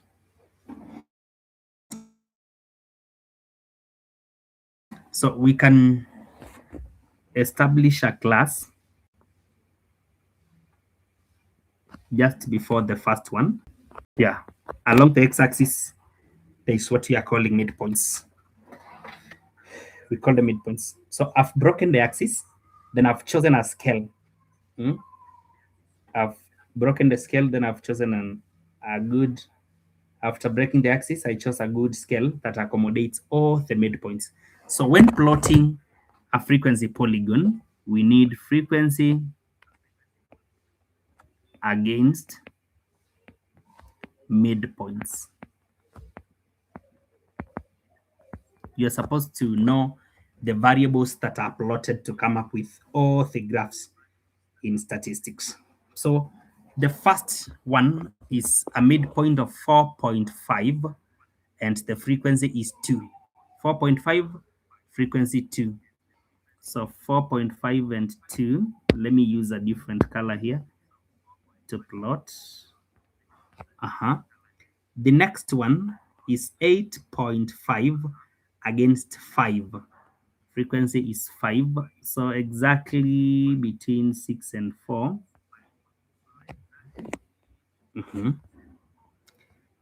The other midpoint is a 12.5 against 10. Frequency 10. So 10 is there. The other one is a 16.5 against 12. 16.5 against 12. 12 is there. The other one is 20.5 against a frequency of 7. Frequency of 7 exactly between 6 and 8. 24.5 against a frequency of 3. Frequency of 3 exactly between 2 and 4. What about the last midpoint, which is 28.5? One like that.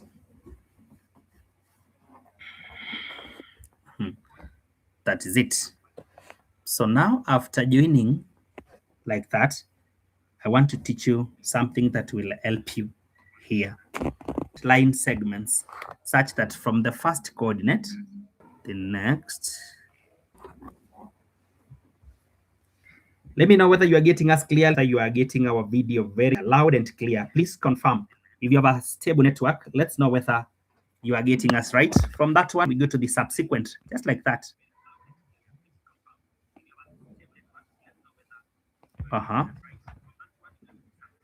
Then we proceed again. Next. Then we connect. So we have connected from the first to the last. But now what I want you to know is that the frequency polygon is not left hanging.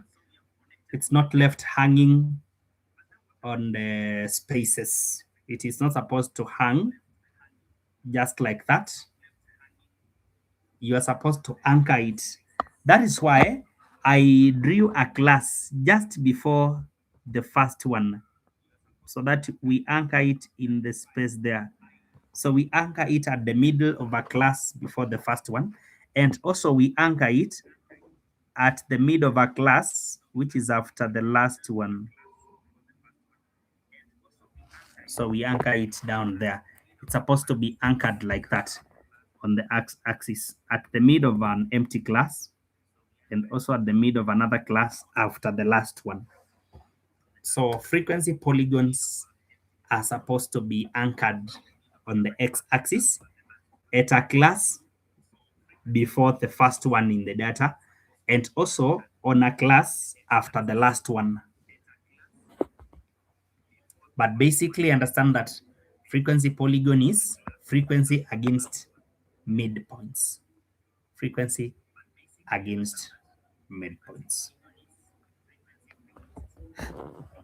Number 22, we are almost concluding. We are almost there. Number 22 out of 24.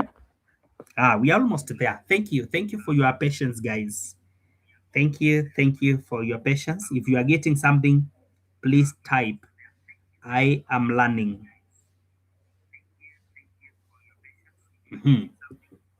Now, the curve with equation y equals to x power 2 minus 5x plus 7.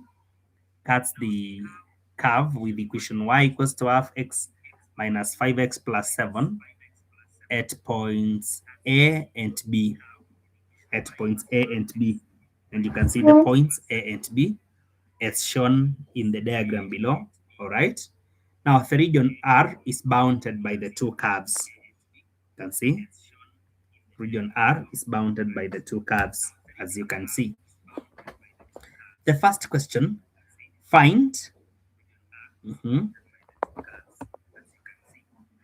find the x coordinate at B. The x coordinate at B, because the x coordinate at A it's a 0 automatic, because A is on the vertical axis.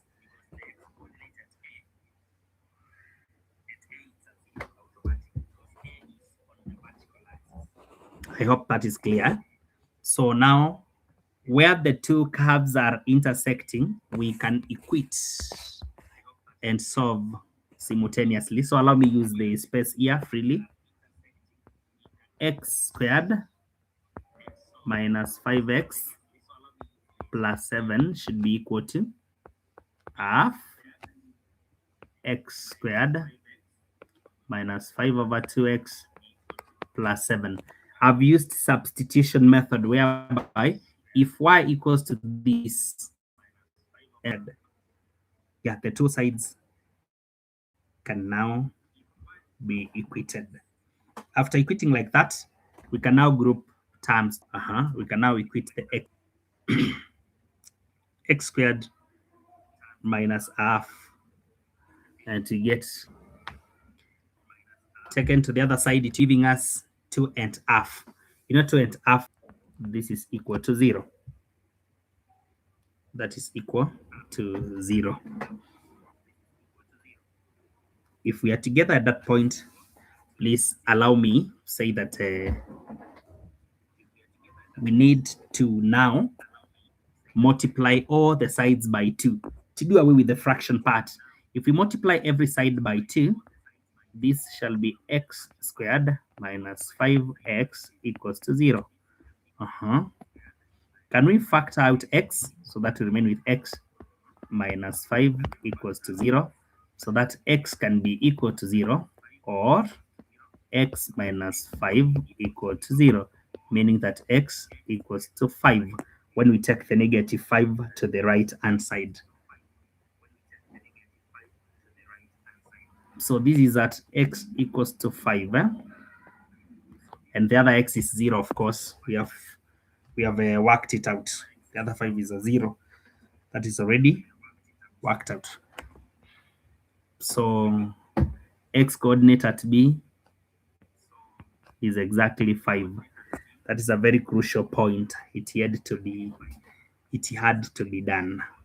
It just had to be done. Let's check. Now estimate the area of the region R using trapezium rule with 5 strips. When you talk about 5 strips, and you can see the range is from x equals to 0 to x equals to 5, then it means the strips are intervals of 1, 2, 3, 4, 5. So those are the strips now.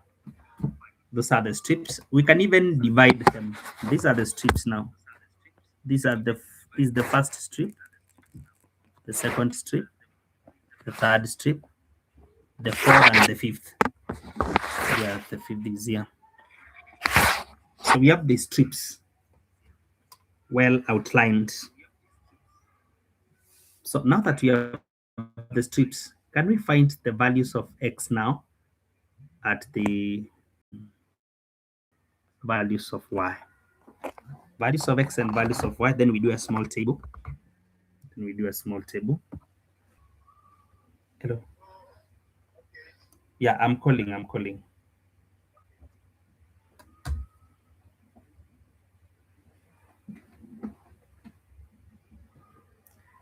Sorry for that interruption. Anyway, you allow me now find the heights of the strips. So we are already having strips here. So let's find the height of each strip. Height of every strip. Height of every strip.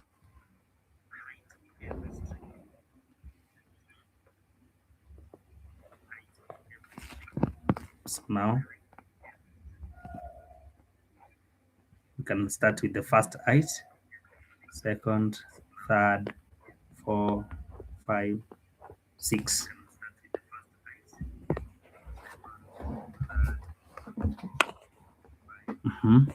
So 0, 1, 2, 3, 4, 5.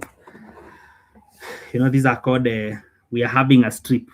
The strip is this particular area, but now the lines that are partitioning the strips are called ordinates.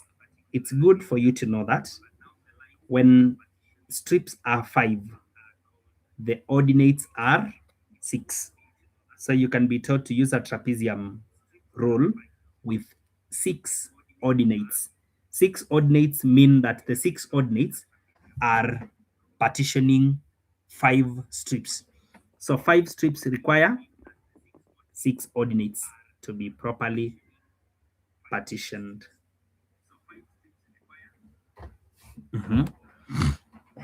So remember, we can also consider, this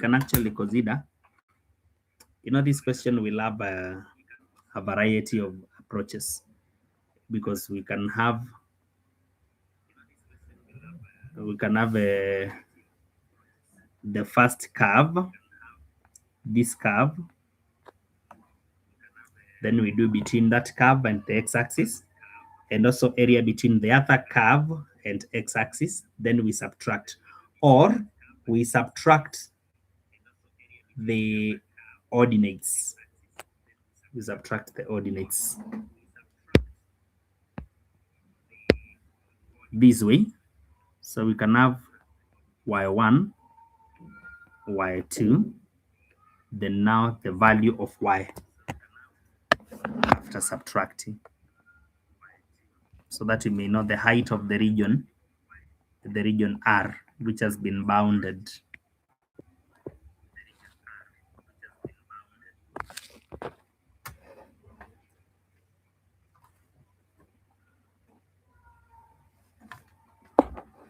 We check the first equation.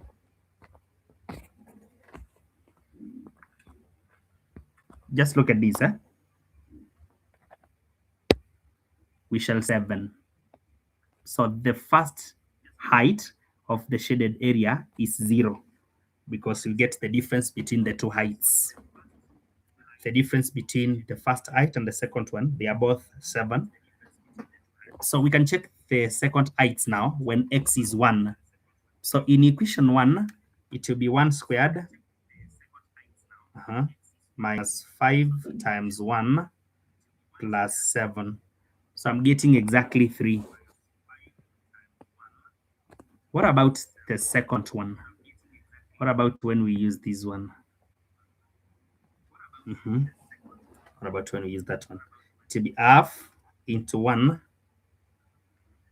half into 1 squared minus 5 over 2 into 1.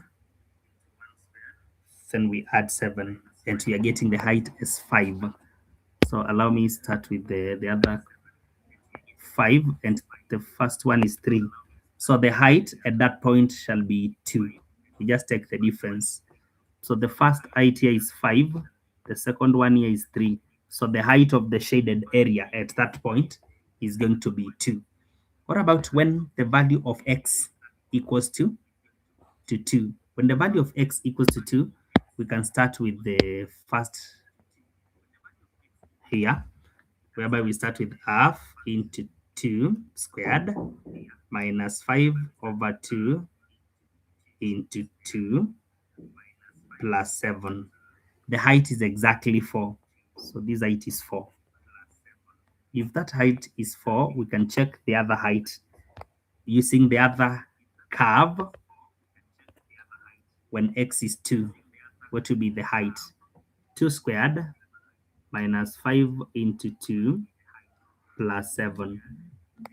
I'm getting exactly 1. So the height here is 1, meaning that the height of the shaded area is exactly 3. the height of the shaded area is 3. I hope now we have two curves that are joined and they are bind the common area as its own area. It has its own heights.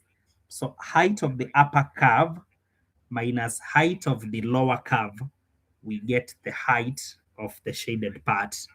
So we are getting heights of the region R between them. Height of the region R between the two curves. So now we get to 3. 2 into 3 plus 7. That gives us 4. So when we use 3,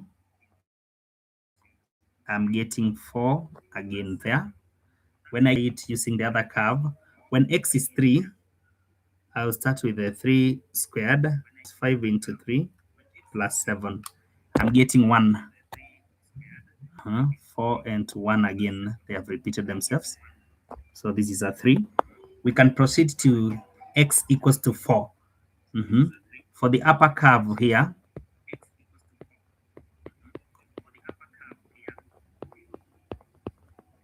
when x is 4, what shall be the height? So half into 4 squared minus 5 over 2 into 4 plus 7. I'm getting 5 there. What about using the lower curve? X squared minus 5x plus 7. So 4 squared minus 5 into 4 plus 7. I'm getting exactly 3. When I get 3, then the difference in the two heights is 2. That difference in the two heights is what gives us the height, of the area between the two. What about at 5? So we can substitute 5 in the upper curve, half into 5 squared minus 5 over 2 into 5 plus 7. I'm getting exactly 7. What about when x is 5 in the lower curve? It shall be 5 squared. I'm using my calculator, minus 5 into 5 plus 7. I'm getting again 7, meaning that the height between the two becomes 0, since we are having 7 and 7. So now, at the base here, these are the heights of the region between the two curves, these ones. So the height, the values of x for this region, that is what we have found now. So we can get to our formula for the last one. So that is the statement of the formula according to the trapezium rule. That is the formula, area of irregular shapes using the trapezium rule. Now, allow me go to substitution and also elaboration of the formula. So we are starting with half times 1 is the interval between the heights. So from 0 to 1 to 3, like that. The interval between the heights. From 0, the first height, to 1, the interval is 1 there. From 1 to 2, the interval is 1, like that. So we have a uniform interval of 1. Then y0 is 0. And the last one is also 0, then plus. So we have used 0, the 0 here, and also the 0 here. Plus 2 into, now the y's between 2, 3, 3 again, and 2, like that. So this is half, or 0.5 into, is it 0 plus? See, this is a 2, 5, 8, 10. 10 times 2 is 20. 20 times half will give us exactly 10 square units. 10 square units. So that is the area using trapezium rule with 5 strips. So at this point, again, we can draw a table for the ordinates. We draw a table for the ordinates, start to use the mid-ordinate rule. Allow me again draw a table.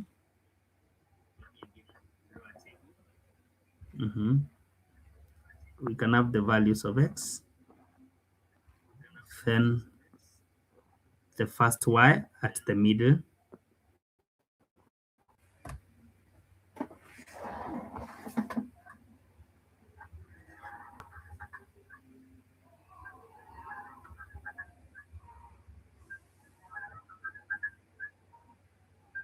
thank you.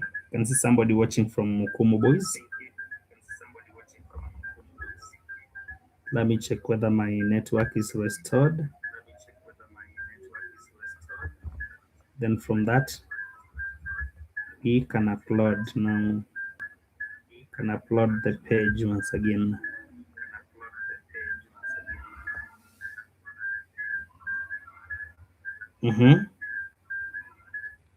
Yeah, the network is back. So let's watch here. Let's look at this. We're now talking about values of x. First value of y, second value of y, then now the difference between the y's. When we talk about mid-ordinate rule, we mean now, we're already having our 5 strips. We've been told using 5 strips. We're already having our 5 strips. So when we talk about height of the mid-ordinate, we talk height through the middle. So the middle of each strip, the value of x will be 0.5 there. At the middle of the strip, the value of x will be 0.5. So 0.5. Again, at the middle of the second strip, it will be 1.5.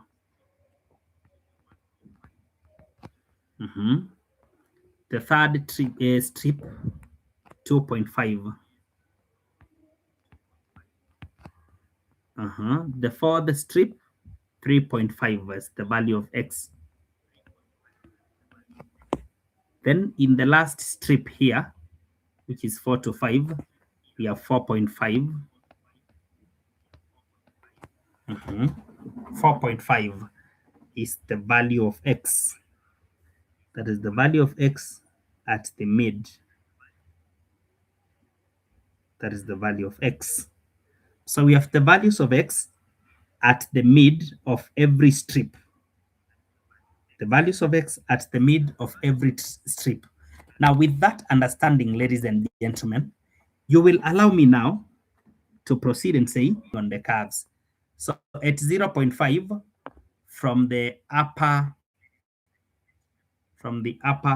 equation, 1.5 squared minus 5 over 2 into 0.5 plus 7.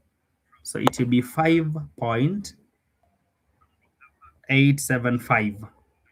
5.87. Same point for the other curve. It shall be 0.5 squared minus 5 into 0.5 plus 7. That is 4.75. 4.75. So now we can get the height of the region between the two. 5.875, and we subtract the other one. So I'm getting 1.125. Then we go to the next now. At 1.5, what is the middle ordinate of the first curve, which is half into 1.5 is squared, then minus 5 over 2 into 1.5 plus 7. You're getting 4.375. 4.375. Then after that, we check according to the first, the other curve, which is smaller now, the lower curve. 1.5 squared minus 5 into 1.5, then plus 7, 1.75. 1.75. So the middle ordinate there should be 2.625. 2.625. What about at 2.5? For the first curve, it will be 2.5 squared. No, we start with half, sorry. Half into 2.5 squared minus 5 over 2 into 2.5, then plus 7. So I'm getting 3.875. 3.875. Then for the lower curve at 2.5, it shall be 2.5 squared minus 5 into 2.5 plus 7. So I'm getting 0.75. 0.7. 0.75. We can find 3.875 and you subtract. So we get 3.125. 3.125. There is a 3.5. So this is going to be half into 3.5 squared minus 5 over 2 into 3.5, then plus 7. So I'll get 4.375. And for the other curve, at 3.5, we talk about 3.5 squared minus 5 into 3.5 plus 7, 1.75.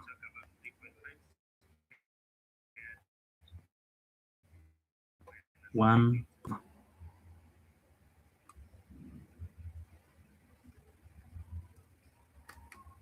Like that. We can check 4.5.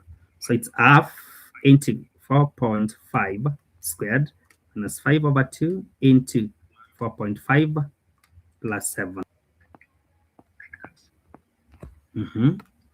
Then for the other curve, it is a 4.5 squared minus 5 into, so 5.875, and we subtract, I'm getting 1.25.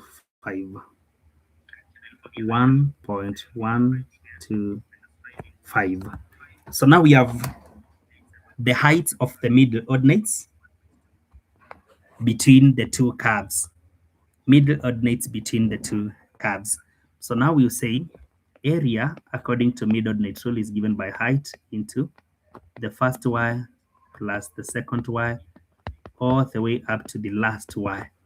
So h is the interval between the mid-ordinates, which is just 1, into, now we add all the mid-ordinates. 1, 2, 5 plus 2.625 plus 3.125 plus 2.625 and plus finally 1.125. So when we add up all this, you see 1.25 is appearing twice. So 2 into 1.125 plus 6.25 is also appearing twice. It's 2.625, like that. Then we finally add 3.125. This is exactly 10.625 square units. So area estimated using the mid-ordinate is 10.625. The same area estimated using the trapezium rule is exactly 10 square units. So that is the working that was needed in number 22. Thank you for staying tuned. We can now check number 23. Yeah, you can check number 23. This is a question on transformations. A question on transformations. Type I'm learning if that is the truth. Remember to subscribe. Remember to share so that you may invite friends to this particular program.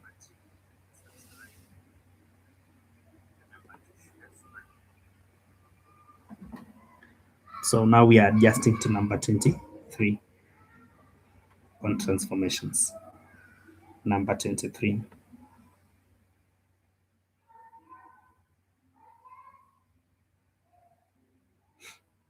Number 23.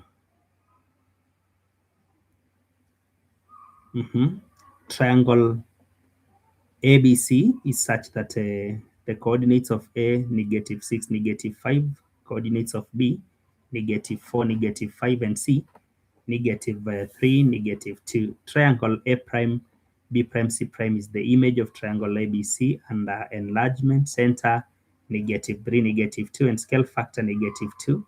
On the grid provided below, draw the triangles ABC and the image. ABC and the image. Triangle ABC and the image. So can we enlarge? Can we enlarge?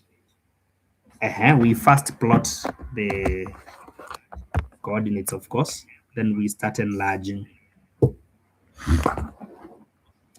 So this is 1, this is 2, this is 3, 4, 5, -1, -2, -3, -4, -5, -6, -7.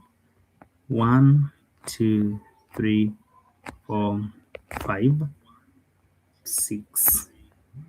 -1, -2, -3, -4, -5, -6. We have the Cartesian plane properly labeled. We can see the next one is enlargement. The first one is rotation. After the first one, enlargement. Then there is a reflection, and after that there is congruence. So please stay tuned during this one. Please stay tuned. You can purchase your data bundles, ensure that you're well set, ensure that you are properly set for this one. Okay. Now the first triangle, let me plot using black, -6, -5. So -6, -5. That is where A is. Then B is a -4, -5. -4, -5. That is where B is. Then C is -4, -3. -4, -3. That is C.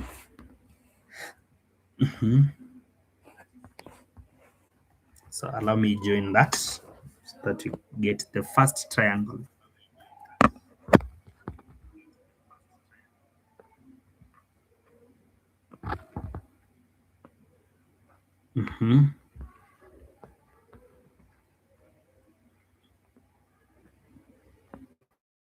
The first triangle properly drawn. Now after that, we enlarge. Now enlargement, the center is the scale factor is -2. Now what you're supposed to understand about negative scale factors is that what you're supposed to understand about negative scale factors.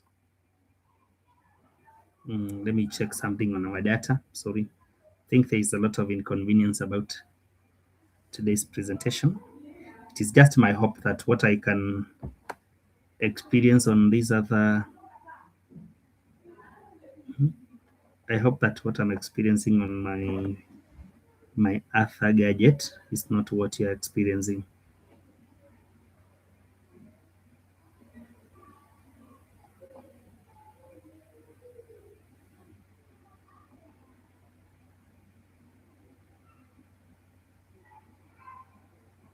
Just a minute. I'm fixing a certain problem here.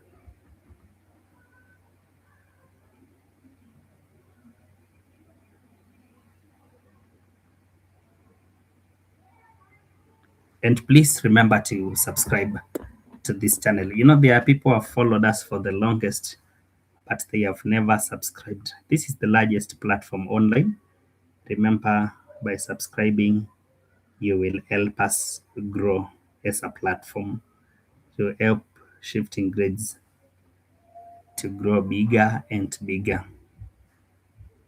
Yes, thank you.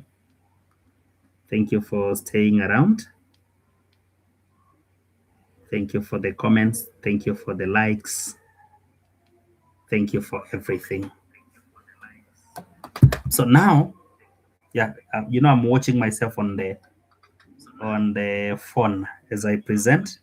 I also check whether you can see by checking whether I'm clear on my phone. So you'll be understanding me when I adjust my attention. Let's proceed now to enlargement.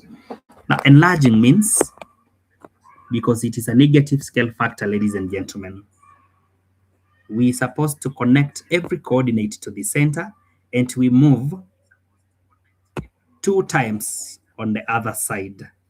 So when I start with C, for instance, let me start with C. When I connect C to this particular center, I'm now supposed to move twice. I move twice. So this is where I'll get my C prime. Yeah, I'm supposed to move twice like that. When I connect A, I'm supposed to check the distance from A to the center, so that after connecting to the center, now I move twice. So that is once. Yeah, that is once. Then I move again.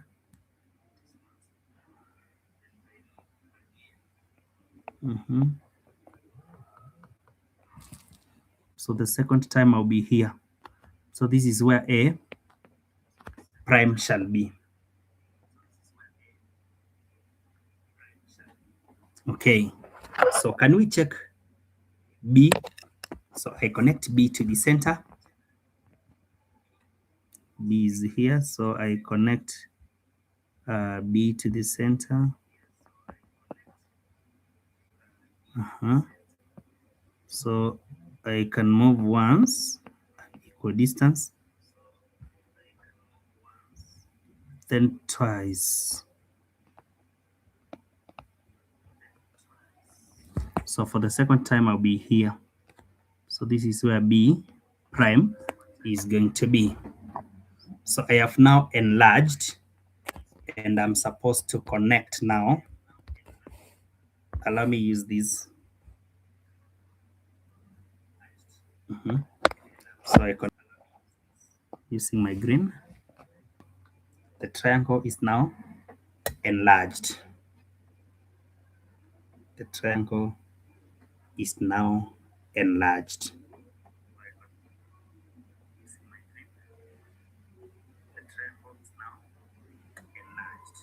So we can all see now A, B, and C prime after even the drawing. Even after the drawing. Then after the enlargement of part B, now triangle A prime, B, C, that's double prime, is the image of the first image, and a rotation, rotation positive 90, and the center -1, -1. When we talk about positive 90, it means anti-clockwise. That means anti-clockwise direction. The center is -1, -1. So this is the center of the enlargement. We first identify the center of the rotation, sorry. And now we shall be rotating now with reference to such a center. So if it is C, it is the nearest, of course. When I connect C to the center, I am supposed to extend a little bit. Then after extending a little bit, now I measure 90 in the anti-clockwise direction. I measure 90 in the anti-clockwise direction.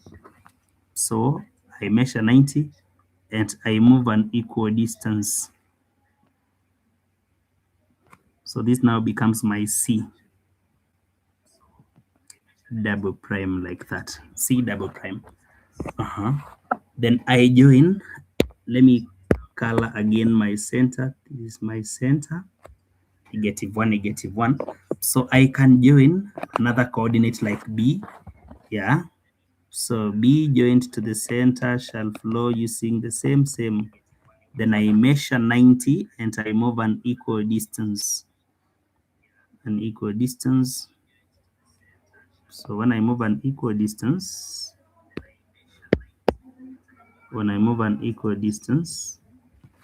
I shall be at some point here. So this becomes B double prime. Can we rotate now? C. Okay, what is not rotated? A. Can we rotate A?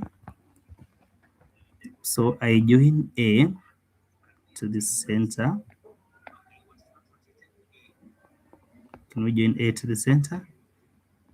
And now I extend a little bit so that I may measure 90 degrees. I'm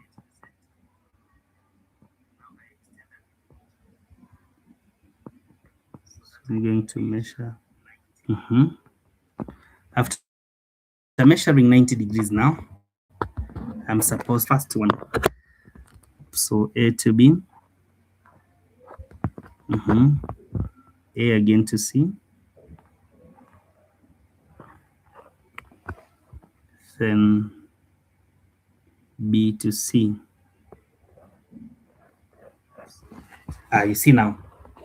So we have rotated. We have now rotated.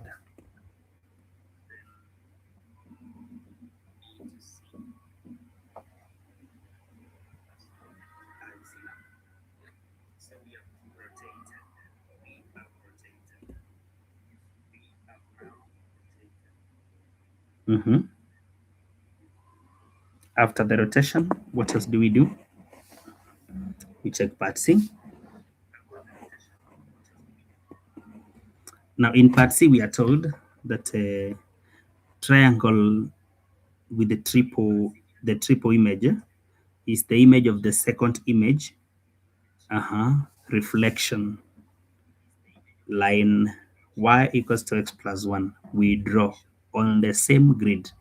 So to draw this line, we're supposed to come up with a small table of values. We can start with when x is 0, y is 1, after substituting 0 here. When x is 1, y becomes 2. When x is 2, y becomes 3, because y is just x plus 1. So 0, 1, 1, 2, 0, 1, 1, 2, 2, 3, like that.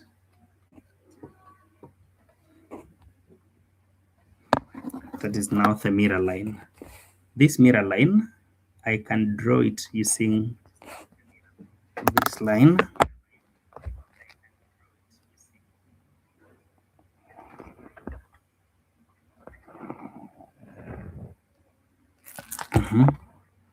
Mirror line y equals to x plus 1.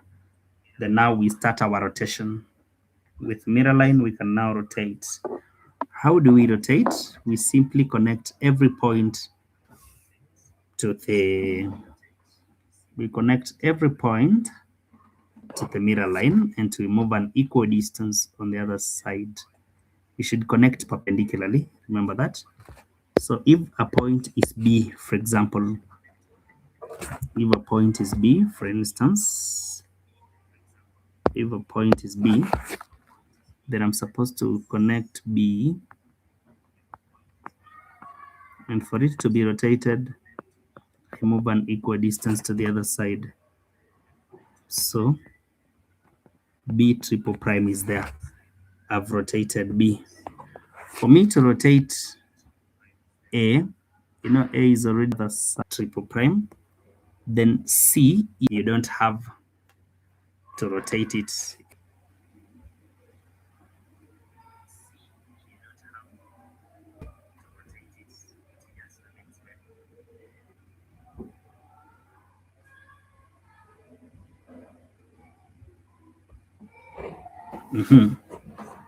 So can we now address what we've done? We started by plotting the first triangle. We use some red here. We rotated the first triangle. Okay, we plotted the first triangle.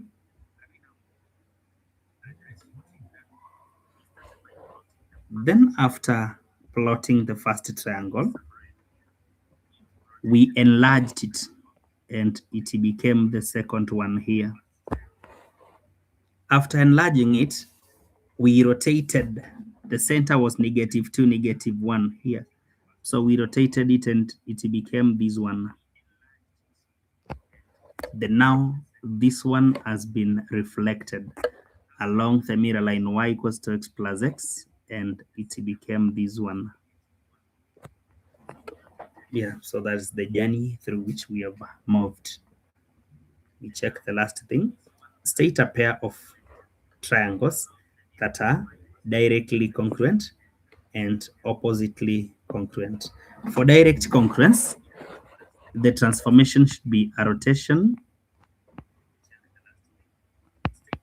or a translation.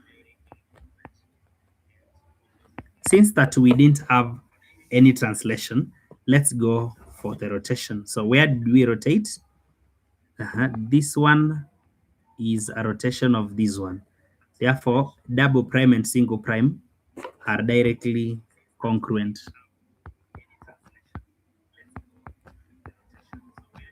And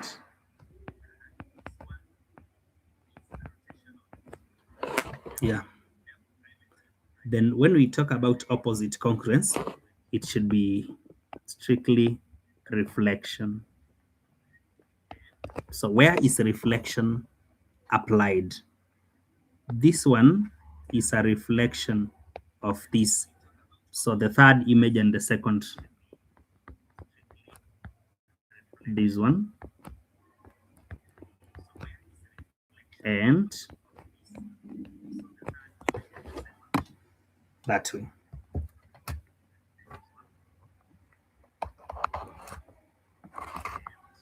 Personally, I like the question. So it's good for you to master which transformation lead to direct congruence, which transformation leads to opposite congruence. With that mastery, that it is rotation and translation that give us direct congruence, and reflection alone gives us opposite congruence. Answer.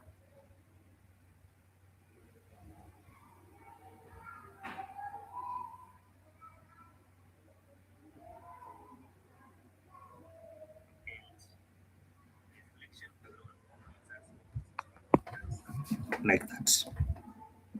So it's my hope that we are together in that. It is my hope that we are together in that. It's also my hope that you have understood about congruence and you will never miss again. So if you will never miss that, type that I will never miss that one again. Rotation and translation, direct congruence. Reflection alone gives opposite congruence. Whenever the size of the triangle changes, for example, from the first one to the second one, the figures are not congruent. So there is no congruence when enlargement is used. Please master that. There is no congruence when enlargement is involved. We can now check number 24, which is our last question on the application of differentiation in kinematics. Be also reminded of our holiday program here. One-on-one classes, you can kindly enroll at the convenience of your home. We're going to occupy you in sciences, in languages, and also in mathematics. You cannot regret joining shifting grades. If you have a brother, a sister, a friend in the junior school, advise them to join the best platform. You can't join shifting grades and regret. This is the best ever. We are looking at the last question, right? Number 24. The displacement S of a moving particle from a point O after t seconds is given by S equals to S equals to t power 3 minus 5t squared plus 8t plus 7. Part A. Find its displacement when t equals to 3. We can do every question at its own time. For example, when we start with this, displacement function is already given. So we find displacement when t is 3. So 3 power 3 minus 5 into t, 3 squared, plus 8, t is 3, plus 5, like that. So I just type into my calculator all this, minus 5 into 3 squared, plus 8 into 3, plus 7. So I'm getting 13 meters, ladies and gentlemen. So confirm whether it is 5 meters also from your side. Yeah, exactly 13 meters. Sorry, not 5. Exactly 13 meters. Very interesting.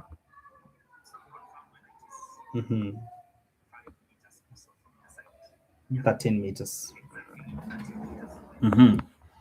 Now, part B, determine the velocity of the particle when t equals to 4 seconds.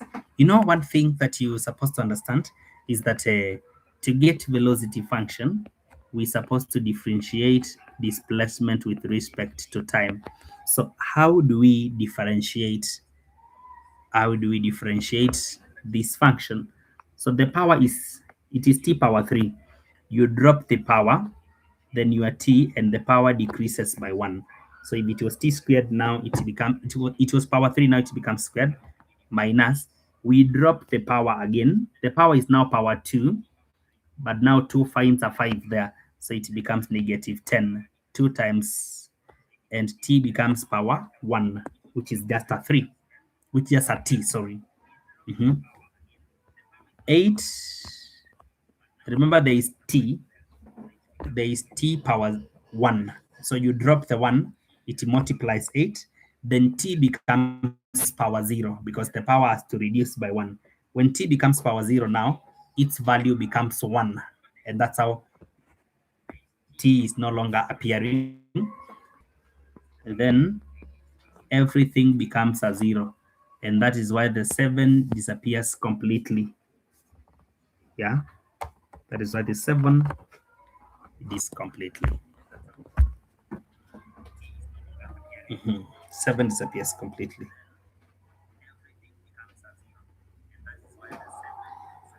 So for that reason, constants disappear during differentiation. During differentiation, constants disappear like that. So the value of v now that you have the velocity function, when t is 4, need to be 3, then 4 squared minus 10 into 4 plus 8. So we start with 3 into 4 squared minus 10 into 4 plus 8. I'm getting exactly 16 meters per second because it is now velocity. Again, we're being told to find the values of t when the particle is momentarily at rest. To be momentarily at rest, it means to have a velocity of 0, to be at rest. So when velocity equals to 0, what shall be the values of time? So the velocity function, remember the velocity function is 3t squared minus 10t plus 8. So we're saying momentarily at zero means, momentarily at rest means now to have a velocity equals to zero. So we can find the values of t when velocity equals to zero. When we use the quadratic formula, t shall be negative b. So negative 10 becomes positive 10 plus or minus the square root of b squared. 10 squared is 100 minus 4 into a times c.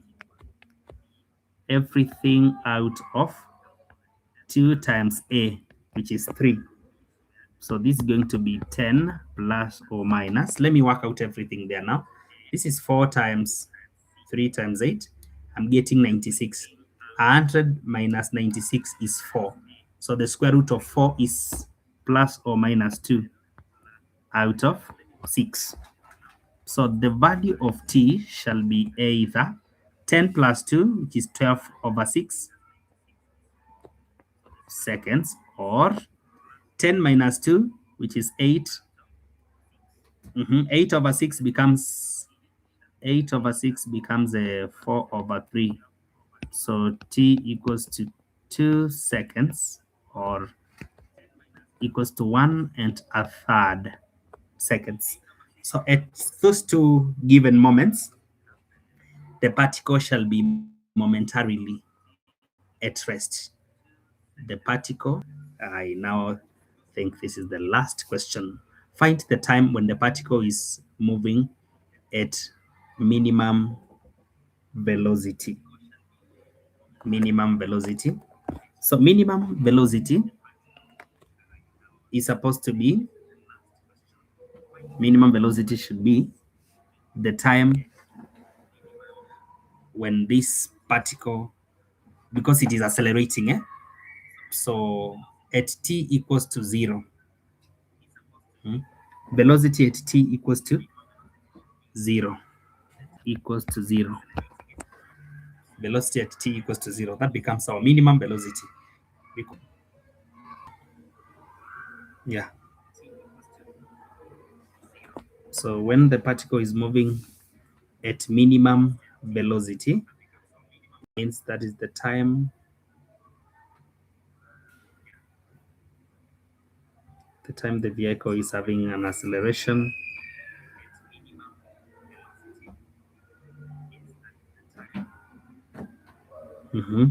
So that velocity will be, let's check, 3 into 0 squared minus 10 into 0 plus 8. 8 meters.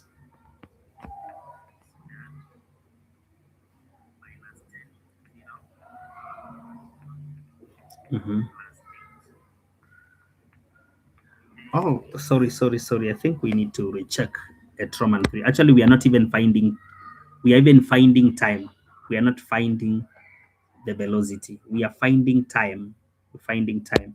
Time when particle is having minimum velocity. Minimum velocity means acceleration equals to 0. So